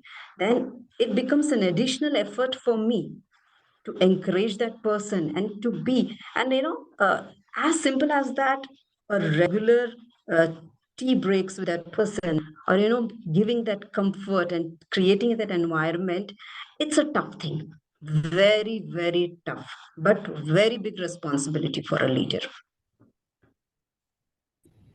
I hope that answers your question, Chitrakshi. Would you like to add anything, Dr. Mamata? Yeah. Can I ask actually something extended to this? This is again the entire set of this is on the leader. Say the leader unfortunately did not have great leaders. Not everyone would have you as their leader, right? So someone was not blessed with leaders like you, and so they did not end up becoming good leaders. So now, how can organizations address this shortcoming? And how can they help the people under those not so great leaders become better, confident, and not, I mean, like, be able to express themselves more clearly?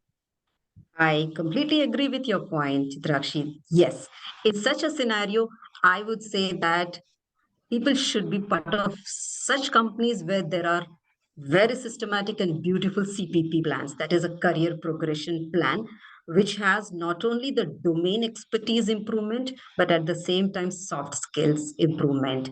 And yes, I'm very happy to say that in my company, like in FactSet, it's just not about the leader's responsibility, but all my team members had to go through a systematic, a training which has to improve the soft skills. And even to become a team leader or to become a manager, it's just not about the domain expertise, but a soft skill improvement. A very systematic learning and development program is, again, coming to Ramana's point, corporate, the companies have to play a major role here. And you're right, Chitrakshi. We can't promise to have all the best leaders everywhere. That is where the company's responsibility comes into picture, to have a very good framework, to have the career progression plan, which includes the learning and development. Does that help? Can Yes, I thank add you. a point? Yes, please. Quickly, Ramna would like to add a point. Yeah. So Conclude. Chitrakshi, there's also, I see that it turned into yellow. I don't know what it really means, but a lot of responsibility also lies with the individual, Chitrakshi. When you go to a new place, you need to walk more than half the distance to assimilate. I've been guilty of being in places where I was hoping every environment will absorb me. I think a lot of times to be able to get to the culture, get to understand the local humor, understand the local games. I was in US trying to watch cricket than baseball. So that also accelerates assimilating into the culture, to being part of that new home. Will also help overcome some of these fears. My opinion. Again, I see a yellow, so I'll mute myself. Back to you, Shilpa. Thank you. Thank you, Ramna. Do you have any one concluding point, Dr. Mamta, about this question? Or I think, Chitrakshi, I would, the most important thing, according to me, would be the organizational culture, actually, that would play a very, very major role. So that culture is what would help both the individuals as well as the leaders, come together and formulate a common path and career path for the different employees. I think the organization culture will help the individuals and the leaders, as they were mentioning. It's very important, as Kavita was mentioning. I think it's the leaders' responsibility to handhold people whenever it is necessary, right? The basic job of a leader is to identify such people who have really got skills, but who are not able to communicate and come to the limelight. So that's where the rest of the employees will take up their roles, and they would get going, but it's these people who have to be really backed up and handholded. And I think as leaders, we got to do that. That's our prime responsibility. Thank you. wonderful thoughts. Thank you, Dr. Mamta, and thank you, the audience, for giving such wonderful questions to our panelists. I'm sure the panelists enjoyed the discussion as well. As our discussion draws to a close, I'd like to express my gratitude, sincere gratitude to our panelists for sharing their valuable insights and also expertise on overcoming glossophobia in the corporate world. Well, the audience, fellow Toastmasters, today I would like to reiterate the point that public speaking is a skill that can be developed with practice and perseverance.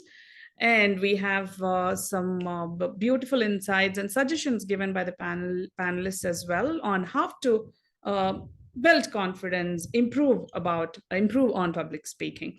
It's not going to happen overnight. It's going to take a while to better that skill and master that skill. So by implementing the strategies that have been suggested and discussed today, I'm confident that each of us can become more confident and effective communications in our professional lives. Well, thank you all, especially the panelists, for your time and support. And thank you, the audience, for being such a wonderful audience and asking relevant questions. And for your support and participation. It's going to be it was my pleasure to host this panel discussion. And over to you, TMOD. Thank you so much, Toastmaster Shilpa, for bringing up such a relevant topic. It's a fright for majority of people for various reasons, and does give us some very humorous situations, thinking of it in retrospect, but surely sufficient enough to give anxiety attack when you're caught in the situation. Thanks for addressing this challenge for each one of us. More important was giving viable ways to overcome it. So many of them you guys gave. Thanks a lot, Toastmaster Shilpa and the panelists for this very enriching panel discussion. Thank you so very much. With this, we come to an end to the prepared speech section. Timer, can you please confirm if there are any disqualifications? Sure, Toastmaster Jaspreet. Today we had two disqualifications. One is Toastmaster Priyamvada. She took 8 minutes and 41 seconds. And next is our panel moderator, Toastmaster Shilpa. She took 40 minutes and 36 seconds. Okay. Thank you so very much. Now, today we had two icebreaker speeches by speaker 1, Alvia Saji, and speaker 2, Hiral Valera. Can we have both of them on camera, please?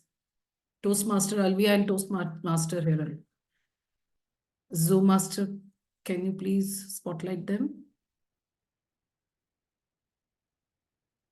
Toastmaster Alvia and Toastmaster Hiral, do we have you? All right. And Toastmaster Alvia?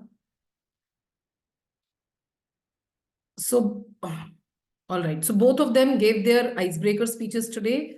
Following the norms of the tradition of the Toastmasters, we need to give them a standing ovation for giving this speech today. Thank you very much, both of you. And for the same reason, following another tradition of Toastmasters, since we had icebreaker speeches in the session today, there would be no polling done for the prepared speech section. So we will not have any polling for this section. And with this, we move right away, venture into the evaluation session.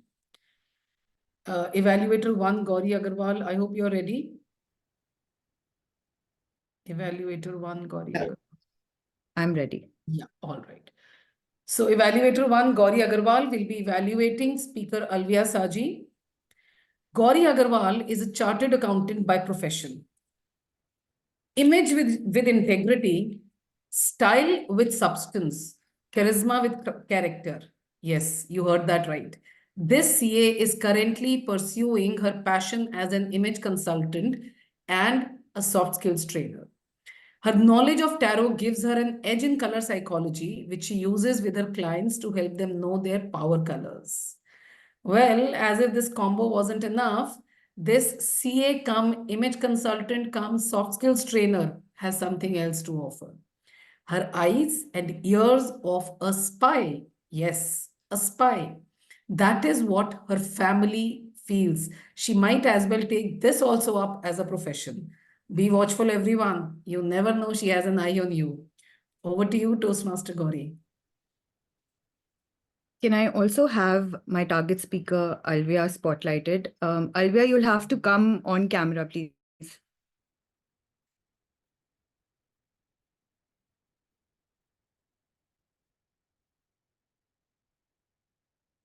Okay, so a very good evening to everyone present here, and a very, very good evening to my target speaker, Toastmaster Alvia.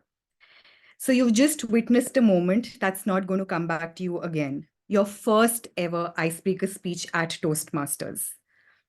The first speech that asks you to talk about yourself, about your journey, about your dreams. I know how skewed that can make your heartbeat. The purpose of your speech was to introduce yourself and to know a little bit the basics of your speech, and I think it was beautifully achieved. Thank you for opening your heart and allowing us to take a sneak peek into the core of you. I understood about you that your family approval matters a lot to you, but so do your dreams. Self-reflection, self-doubt, and self-motivation were the big wigs of your journey. Now, that makes my impression of you to be a gloriously gutsy girl, undeterred and determined to make sure that she reaches and achieves her dreams. This was further reiterated by a powerful closing by you when you said that you want to paint the world with the colors of your dreams. And I don't doubt that, because that was further reiterated by the energy that you have. All of us know that you have the energy of a roaring wildfire. We've seen you as a TMOD. Today, I know why. You have a great command over the English language, and I personally love wordplay and a choice of good words. And definitely that is a positive and holds your content in a much stronger position. You've been an R counter before, and I want to bring to your notice that the word right is your crutch word. Practice will help you drop it. A personal suggestion from me, only because I am also pursuing my engaging humor path. If you could use body language. Now, this is true for all paths, but why do I say particularly for engaging humor? Because certain slips are not only forgiven, but they're not even discovered. When you're using expressions or hand gestures, people are so intrigued in looking at you that, sometimes if you've slipped something or forgotten something, it is very easily forgiven. Another reason it works is when you're moving your hands and talking, it releases you out of a lot of your tension. But having said that, a journey of self-discovery, I was inspired by your journey, Toastmaster Alvia. If this was your icebreaker, I'm waiting to experience where you take your Toastmasters journey. Whatever your reason of joining Toastmasters and being here, I hope you achieve your purpose. I wish you all the best. Thank you so much, Toastmaster Gauri. A round of applause for both the speaker and the evaluator. Now we have Evaluator 2, Raja Balaji, evaluating the second icebreaker speech that we had from Toastmaster Hiral Valera. Raja Balaji, a network engineer by profession, Toastmaster by passion, loves to travel to new places and connect with new people. An introvert trying to be an ambivert, just do it is his favorite quote. Over to you, Toastmaster Raja Balaji.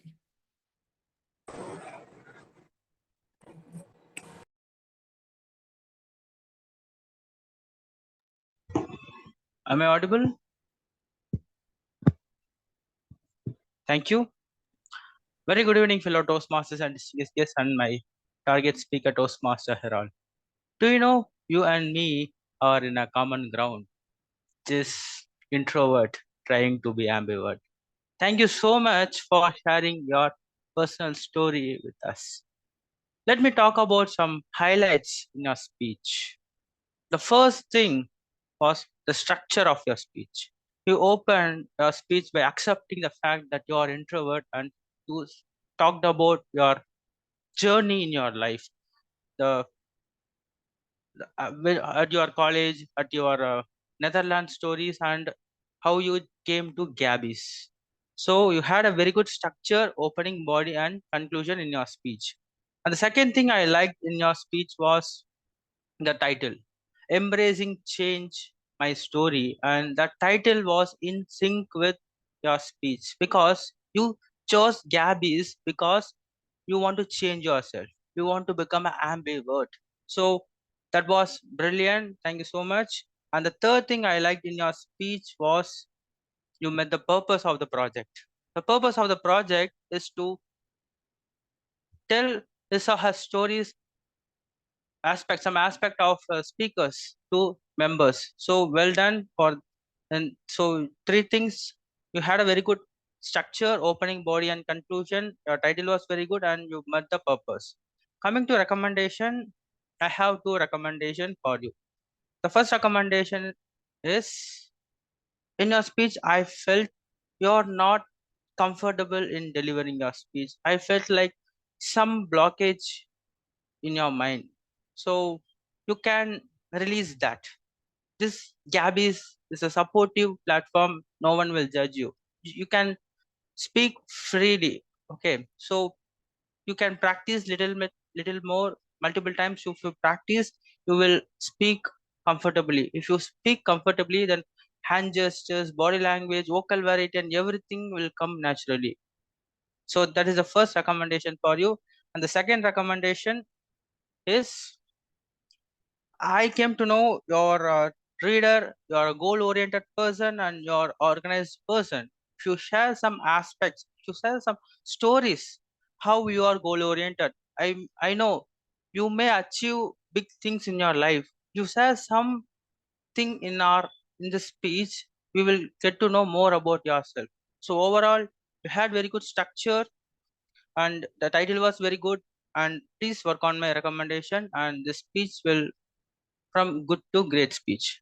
Thank you so much. Forward to you, Toastmaster of the day. Thank you so much, Evaluator Toastmaster Raja Balaji. A round of applause for both the speaker and the evaluator. Next, we have Evaluator 3, Preeti Jain. She will be evaluating Speaker Sudharma Perera. Preeti is an ICF certified life coach and corporate NLP trainer. Her mission is to inspire and empower fellow individuals. She is an avid reader, a go-giver, a dancer at heart, and a highly spiritual being. Over to you, Toastmaster Preeti Jain.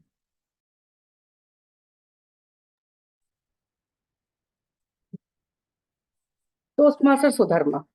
Preeti, can you take this evaluator's role? Toastmaster Sudharma, I'll respond to you next week. It's okay.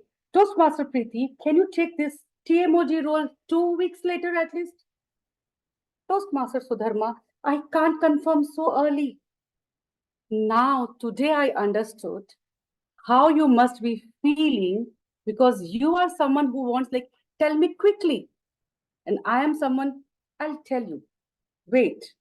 But now onwards, I'll adapt your direct and quick communication style, Toastmaster Sudharma, and I'll immediately respond to you for sure. Let me tell you, the title of your speech, Tell Me Quickly, was very, very apt, keeping your communication style. There are certain points which I liked about your speech. One, using the example of your niece and nephew. You very well shared how direct you are. Again, you shared that how in Toastmasters Club and in your office, you adapted supportive communication style, keeping the situation in mind. And you also explained very well the need of adaptations of various communication styles. Last, the ending of the speech was good because you have given audience something to reflect on. Now, let me quickly share my 2 cents of feedback. I personally feel that you have given too many examples to share your 2 styles, direct and supportive, from family to office to Toastmasters to again office. And in between, I became a little flummoxed. It was difficult to keep up pace with your examples because I was trying to visualize things. So just try to give 2 situations, explain it more so that we can understand your style better. Second was that on one place, you also mentioned that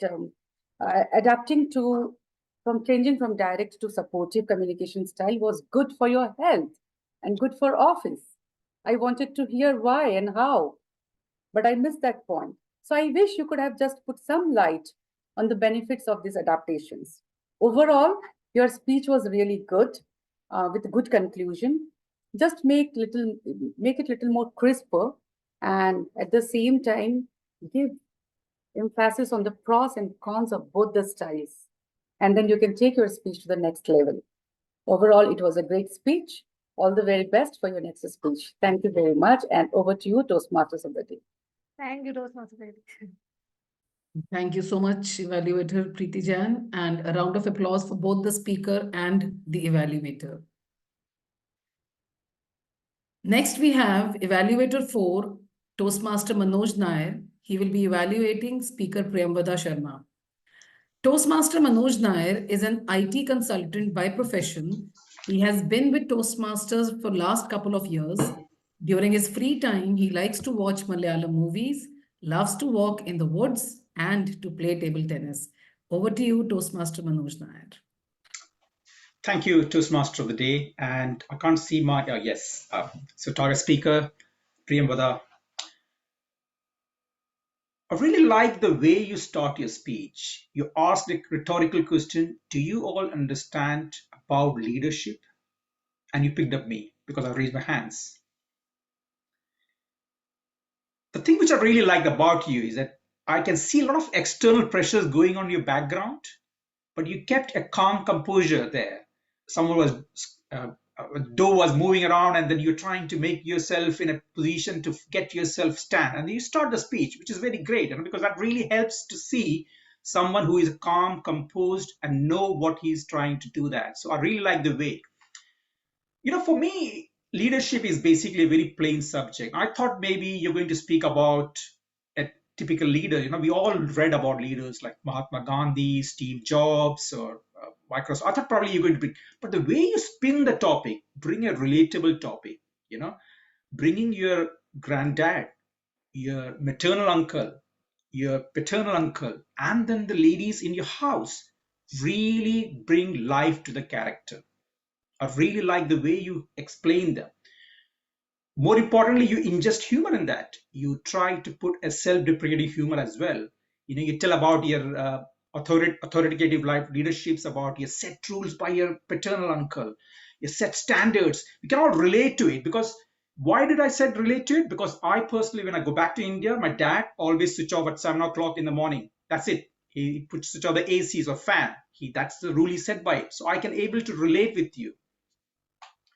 I really like the way you have body language as well. I mean, your body language is very measured and composed. You know how, when you have to say, you accentuate your hands just to show that what exactly you're trying to say. I really like the way, because I was there with you on that story. How can you enhance your speech and make it much more improvised version of that? In my mind's eye, I have the same issue with you actually, is that when you are speaking, you're trying to brush your hands with the hair. Few times I've seen that. Why did I say that? Because when I have this problem, when I bit kind of anxiety there, some kind of a stress or pressure when you are in the screen, when eyeballs are looking at you, I try to do this kind of things every time. That gives an anxiety things. In my mind's eye, I think that may be reason because you're trying to brush your hands with your hair and that kind of thing. The second thing, your eye contact. I know we are all in the 16-inch screen. Your eye contacts were moving around on the wall, on the ground as well. So maybe try to stick to those frame and try to focus on that. The third thing which I believe, which is basically the important thing, I've always been a strong advocate, is less is more. You have so much of story, so much of us to listen, so much of us to digest it. Try to curtail them, try to tweak those things, get those white spaces between your story, and get those 3 characters or maybe 2 things of leadership. Rest you can always pause, mute them. But overall, I really like your enthusiasm. More importantly, you are an original speaker. I like your vulnerability, because we all like to see people vulnerable. We can also relate to each other. With that, I'm closing that, and over to you, Toastmaster of the Day, Toastmaster Jaspreet. Thank you. Thank you so much, Toastmaster Manoj, and a round of applause for both the speaker and the evaluator. Moving ahead, we have Evaluator 5, Samita Kar. She will be evaluating Speaker Bhavya Jain. Toastmaster Samita has a 30+ years of experience in the academia as a principal and now as a trainer. She's the mother of 2 wonderful children, one of whom, her son Souvik, introduced her to Toastmasters. Now let's see a creative side of this principal and trainer. She's good at batik printing. So good that she had 2 exhibitions on her own. Toastmaster Samita, next time do inform us also. We would surely like to visit the display. Over to you, Toastmaster Samita. Thank you, Toastmaster of the Day, Toastmaster Jaspreet. My target speaker, Bhavya. What a wonderful interview you had given us. The whole atmosphere of being in an interview room and you are answering to those questions. You have done wonderfully well. Let me tell you that. When you started off, the way you explained what is your subject, what are you doing now, what is the transition was very well done, very well structured. And what I liked about you is you had a very nice, calm, composed face, had a smile on your face. Now, when you have a smile while you are answering, it gives a kind of confidence that what you are speaking, you are very well aware of. The purpose of this project was for you to practice those skills, and you have done wonderfully well on that. Purpose has been met. Your speaking was very well done. What I loved was that the body language, though it is a screen and we could not see the full part, but still, you used your hands. The gestures were right on point, which showed that while you were answering, you were aware of your body language, and your body language enhanced your answers. Kudos to you for that. I know you already knew the questions. These are a couple of 3-4 questions which are very commonly asked in the interview. That is strength, weakness, and tell us about yourself and what you have not. Those you have answered very well. If you want to do better in your interview skills, first, the crutch words. You have used so at least 5 to 6 times. You can go back, check the recording and see. I think, and yeah. Now, interview is a formal place. I know while speaking, we do use these words, but in an interview, please do. While you are answering, you have answered well, but when we have a story in the answer, it becomes more interesting. You have done something. How will we know? So, an example that I have done this, and this is how I handle the situation, would make your answers much better. Overall, very well done. Just take care of those crux words and your stories. You will do extremely well. I'm waiting to see for a real interview in your dream job. Over to you. Thank you. Thank you so much, Toastmaster Samita. A round of applause for our speaker and the evaluator. Coming up next, we have Evaluator 6, Toastmaster Sadil Jaitulike. He will be evaluating speaker Upasana Ghosh. He is the Sergeant at Arms of Negombo Toastmasters Club. Currently, he works as a part-time physics teacher and is waiting for his higher studies until next month.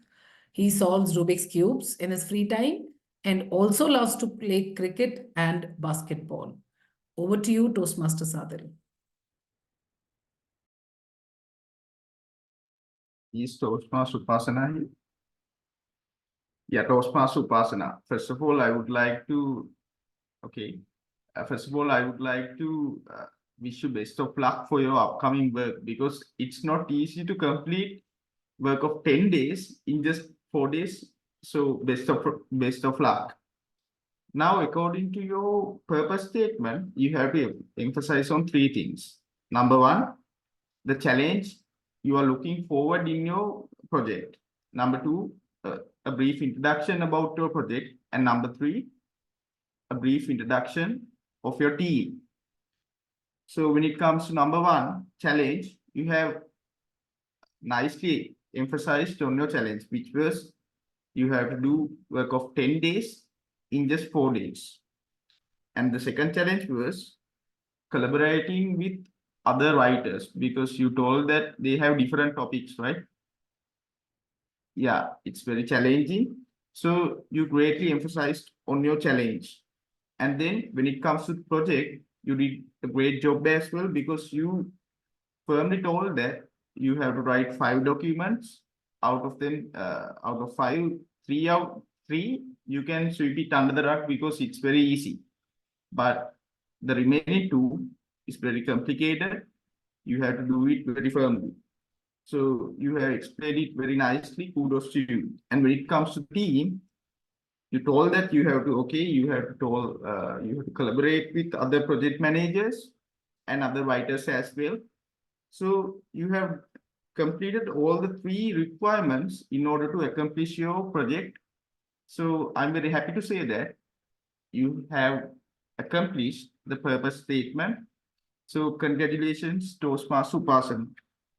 And when it comes to your delivery, what I like to admire most is your vocabulary, because you have used such nice words such as rigorous planning. That means you have to plan thoroughly. And there were many other words more which I couldn't write it down. So kudos to you for using that wonderful vocabulary. And as an evaluator, my another job is to comment on your improvement sites as well to make your speech even more wonderful. So I have two suggestions for you. Number one, it's your topic. It was chop, chop, chop.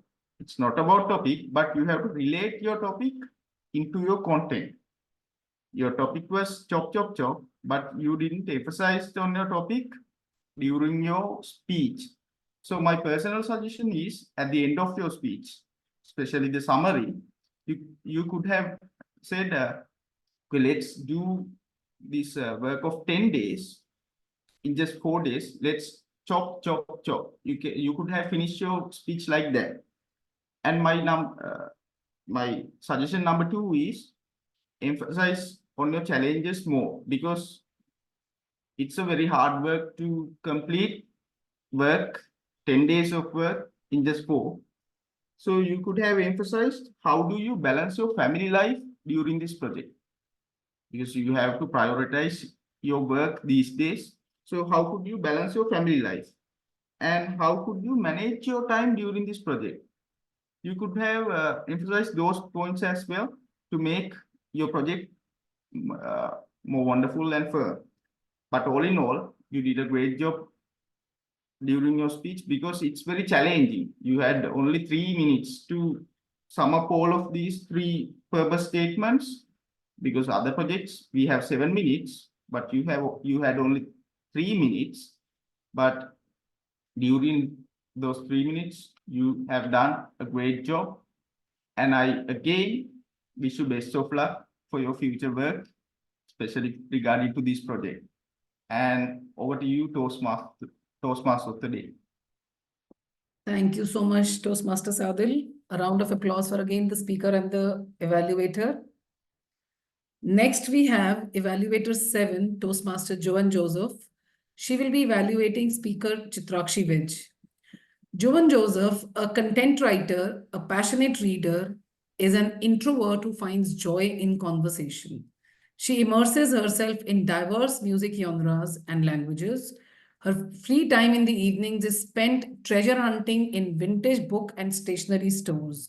Hailing from Mumbai, she cherishes the sunrises and sunsets at Marine Drive. Over to you, Toastmaster Joan. Thank you so much, TMOD. Am I audible and visible? Hi, Chitrakshi. Hi, everyone. Trust the process, you said. And isn't that what we all do here in Toastmasters?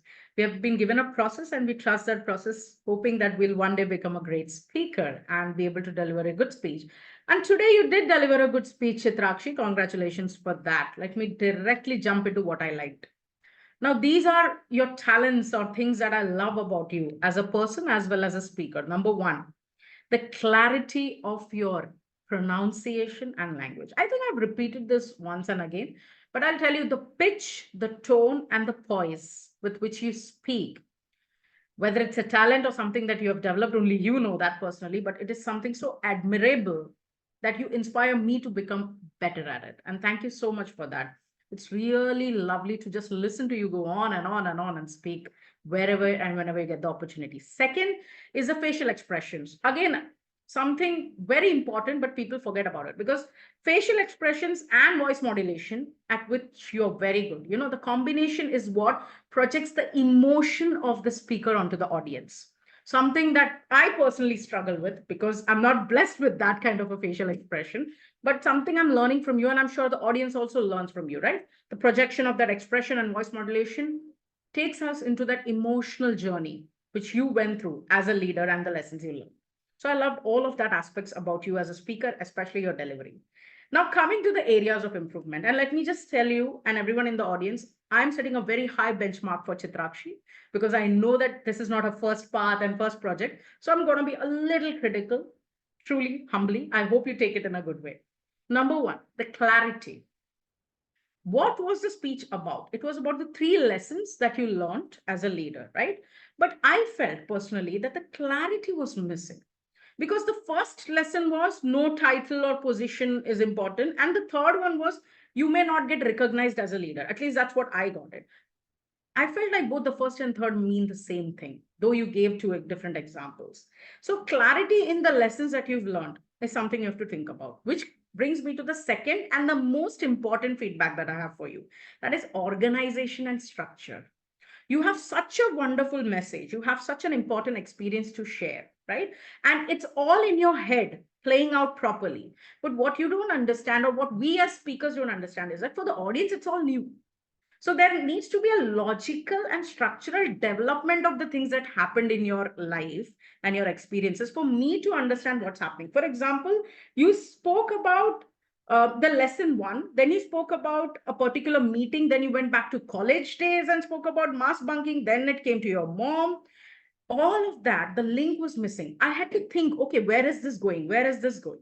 So 2 ways to do that is, 1, develop the first point, second point on the first point, third one on the second, like, so logical development. Or if you feel like there is no link, I have 3 different events and stories, so there's no link, then make that very clear in the opening itself, that I'm going to talk about 3 different events from wherein I learned 3 different lessons. And these are my lessons. Reiterate that lesson and message again and again so that the clarity is there in the audience mind. Overall, you're a very good speaker. Your delivery style is something that I envy and hope to get to someday. Work a little bit on clarity and organization and you'll be acing the next speech. Thank you, and back to you, TMOD. Thank you so much, Toastmaster Joan. A round of applause for both the speaker and the evaluator. Last, we have evaluator 8, Smriti S. Mohanty, who will be evaluating speaker Shilpa Reddy. Toastmaster Smriti was a sales manager by profession and a certified soft skills trainer by interest. A superpower that this Toastmaster has, and many of us do not know, there was a time in her life where she used to sleep for total 2 hours and devoted rest 22 hours in some or the other work, unintentionally. It is in her blood and veins now. If you ask her to stretch, then she can literally sleep for only 2 hours and be active for rest of the days. That is the reason, I guess, Toastmasters Smriti, you're there in all the meetings, sitting wide awake and attentive. Over to you, Toastmasters Smriti. Thank you so much, Toastmaster Jaspreet. We'll directly go to the evaluation of our 8th speaker, which is Toastmaster Shilpa. They say a good discussion increases the dimension of everyone who takes part, and that was well reflected in your panel discussion. It was not only the involvement of the panelist, involvement of the panel moderator, but the involvement of audience towards the end of the discussion. That shows how well the entire topic and the questions were built. The structure was really great. The project objective was the speaker to use your leadership, your public speaking skill, and facilitate an entire panel discussion. You really did that well by using many skills like the active listening. You listened to each and every speaker and framed your question accordingly. You built a good transition after each and every sentence given by the panelists. Third, you were on a neutral ground. Even though one was for of being a glossophobic, another was not, you somehow managed the discussion and brought a very neutral ground, which is actually required in any panel discussion. You nailed it by actually bringing 3 panelists of 3 different industry, well relevant and who can actually justify to the role. So very thoughtful, well researched and organized take when it comes to a panel discussion. Being an audience, I can see that engagement, and I loved being on the other side of the table. So thank you so much for doing it. To be honest, Toastmaster Shilpi, the entire panel discussion had many green flags. I'll just saying opposite to the red flag, that there were many green flags, and I was so awed to your entire the way you handle it. So you structured it well by introducing a very basic definition of glossophobia. What exactly does it mean? Then you introduce a short description of the panelists, that where they belong, what they can bring to the table, and ask them if they would like to add something. You had the touch of both formal and at the same time of friendliness in that entire environment. When we have so many things magnifying an entire speech, how about bringing certain element which will help us to take it to the next level? My first thing is the topic which you selected was glossophobia in a corporate culture, the corporate world. Glossophobia was addressed. How about corporate world? Somehow I felt the discussion was bit generic, which is applicable to anyone, even if he or she is working or not. How about we bring certain question beyond the and this horizon, like the question posted by our audience, that how about the attrition? Is it responsibility of the leaders? So you can think about it. Second, I have seen witnessed couple of panel discussion, and I'll be very honest, I have seen very few discussion making it on time. And you were one among those until 40 minutes, 15 seconds. After that, your conclusion was actually done. I thought you were literally making it on time. I don't know why you stretched it a bit. So my only suggestion is, when you are done, let's not drag it further. Overall, a beautiful representation and well justice given to the topic selected. Thank you so much. Back to you, the Toastmaster of the day. Thank you so much, Toastmasters Preeti, for that. And a round of applause for both the speaker and the evaluator. And thank you, Toastmaster Shilpa, for this wonderful panel discussion. It was really very enriching. Now, timer, can you please tell us if there are any disqualifications in the evaluation section? Yes, Toastmaster of the there is one disqualification. Toastmaster Sadil, he took 4 minutes and 27 seconds. Rest all the evaluators are qualified. All right. So I would request you to please share the timers report. In the meantime, Zoom Master, can you please launch the polls for the evaluators? Repeating once again, we will not have the polls for the speakers because we had 2 icebreakers. So we are following the Toastmasters tradition. No polls for the prepared speech section.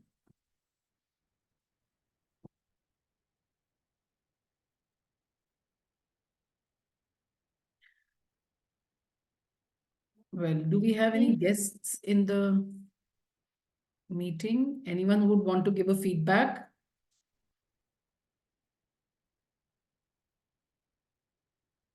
I don't think I see any guest. We have Sandeep.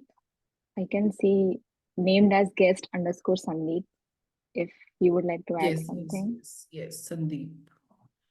Would you just like to share something about today's session? It was a very extraordinary speech marathon that we had today.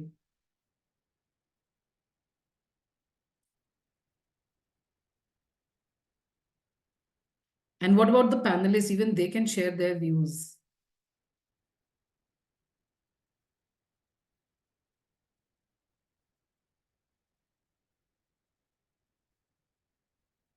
Can we have anyone?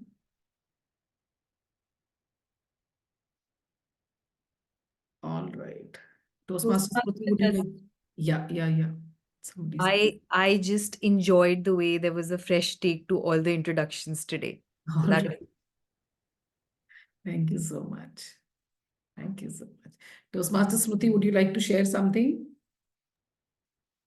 Sure. I was just thinking if Mr. Ramana is still there with us in the meeting, would I was also just looking at, he's there, panelist 1, Ramana. Would you just like to share something about today's session?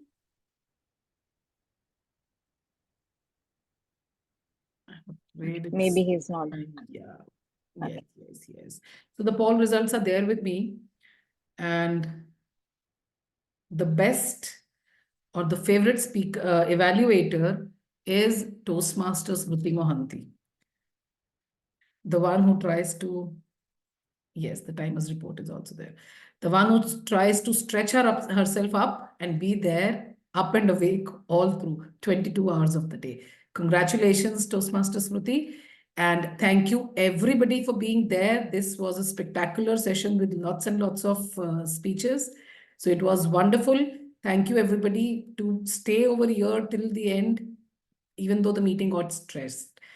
Thank you very much. And now I would declare the meeting adjourned. Thank you very much.